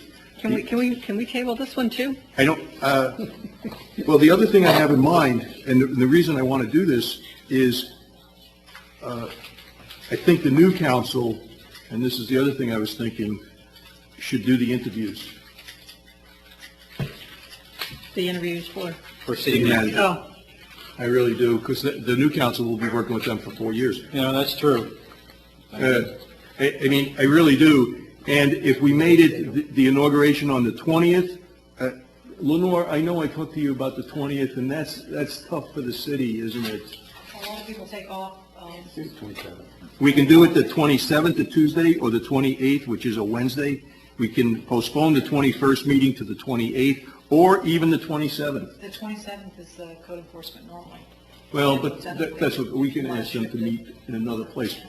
I think, and that would be the day that we would finish old business and then install at least one person. The way I remember the charter was that you're sworn in at the next regularly scheduled council meeting. Now, the regularly scheduled council meetings are always the first and third Wednesdays of the month. So if we change that date, it's not a regularly scheduled, it's always the first and third Wednesday of the month. Is that a problem? Well, the 30th was not a regularly scheduled council meeting. The first and third Wednesdays. Because November 30th, when we did Greg and Cheryl. So if we... Technically, the 21st, which is Thanksgiving, would have been the normal meeting. Yeah. So and that's where you shift that later, and that's what happened last year. And so we'll just call it a a... November 30th meeting as a regular. Well, why don't we just, let's just have it then on the 28th, Wednesday. Okay. That way we don't screw around with code enforcement. We will have a special meeting after the election to accept the count. It's typically like 10 days or something, isn't it? It could be up to 12 days that the supervisor of election gets it to us. So we'll have a special meeting after we get it, and then we will change the November 21st date to November 28th, and that will be, we'll finish old business and then transition to new business. How about the 20th? No. Is that okay? I'm fine with that. That's fine. We may need a motion to change the meeting from the 21st I'd like to a the motion to 20th. change the second council meeting in November from the 21st to the 28th of November. I'll second the motion. Okay, I have a motion by Councilman Billman, second by Vice Mayor Rhodes. Lenore? Councilwoman Dean? Yes. Councilman French? Yes. Vice Mayor Rhodes? Yes. Councilman Billman? Yes. Mayor Trumpet? Yes, and thank you very much. And agenda item for next regular, agenda item number 17. How does that look? We added a couple of things tonight. We know that the auditors are coming in. We know that we have moved ordinance number 1062 to the first reading. The quarterly budget review, do we need to discuss that, or can we just say that that's going to happen? We're going to say that's going to happen. Beauty. It's going to... I like that.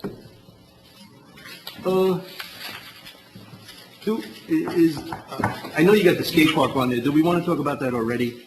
I mean, is that a thing? Yeah, let's get it over with. What? The skate park. Well, we Let's need do to... it. Let's do it. Okay, but we also need to read... Yeah. It's on there. It's on No, there. let's leave it on there. I'm just saying, you want us to continue? Okay. So we also have to reattach on the presence. The local 1062, yeah. Sure. So we're going to do 1062 And 1063. So, 1063. Can we, what number are you on? You're like boogieing along here, I'm lost. I'm on 17. No, I know that, but where are you at on? Well, we're just all over the place. Like, we're Oh, going to okay, no wonder I'm do lost. 8 and 9 will be first readings. Report to council on non-conforming lots. That's something I think we can delay because CGA is not done. That's supposed to all be put into the redevelopment plan, so I don't know what Okay, data so- the staff is going to give us on Do non-conforming you, lots. do you want to wait on that one? Yeah. Okay. Pen's gone. Jim, you're going to have something on code changes, Beatles conference. I think it's on there. I don't know what that Beatles is. conference, where are you going? Number 11. No, I know, where's he going? There you go. Code changes, number That's- 11. That's old. How old is that? I think he was I talking have about no idea signs. what that is. That's sign. Let's get rid of that. Yeah, that's gone. Jim, you're gone. And then I don't mean you're gone, but you know, I mean, you're off. Which way did you move? You're off the No. clock. We're saving money Just number here. 11. I mean, you are gone. This capital improvement plan discussion, again, we're kind of kicking the can down the road. I really would like to see something come back before we discuss. We want a capital improvement plan. Yeah, and you want to have a workshop on that, don't you? Yeah, Okay. I mean, I just don't Okay. come Need back with workshop. something and then. All right. I think that's good. that- Thank you, and I'm sure that there will be a few things that pop up. Cool. Okay, thank you. And then adoption of minutes. I read them. I'm okay with them with the change that Lenore made. I understand you added, okay? I just clarified something, and she put it in there. So that, I'm fine with it. I'll make a motion to approve the minutes as written for August, can I do both at the same time? Yes. For August 8th and August 15th. I'll second the motion. I have a motion by Councilman Billman, second by Vice Mayor Rhodes. Lenore? Yes. How is on an abbreviated version? Councilman French? Yes. Vice Mayor Rhodes? Yes. Councilman Bowman? Yes. Mayor Barkley? Yes, and the motion passes unanimously. I'd like to thank everyone for coming. I'd like to invite you to the 11th of October meeting, the CRA at 6 o'clock, and back on the 17th. Meeting's adjourned. Thank you. Thank you, everyone. Enjoy the debate. Thank you, everyone. Holy smokes, that's a big camera. Well, I'm a freelancer now, but I used to be a gentleman.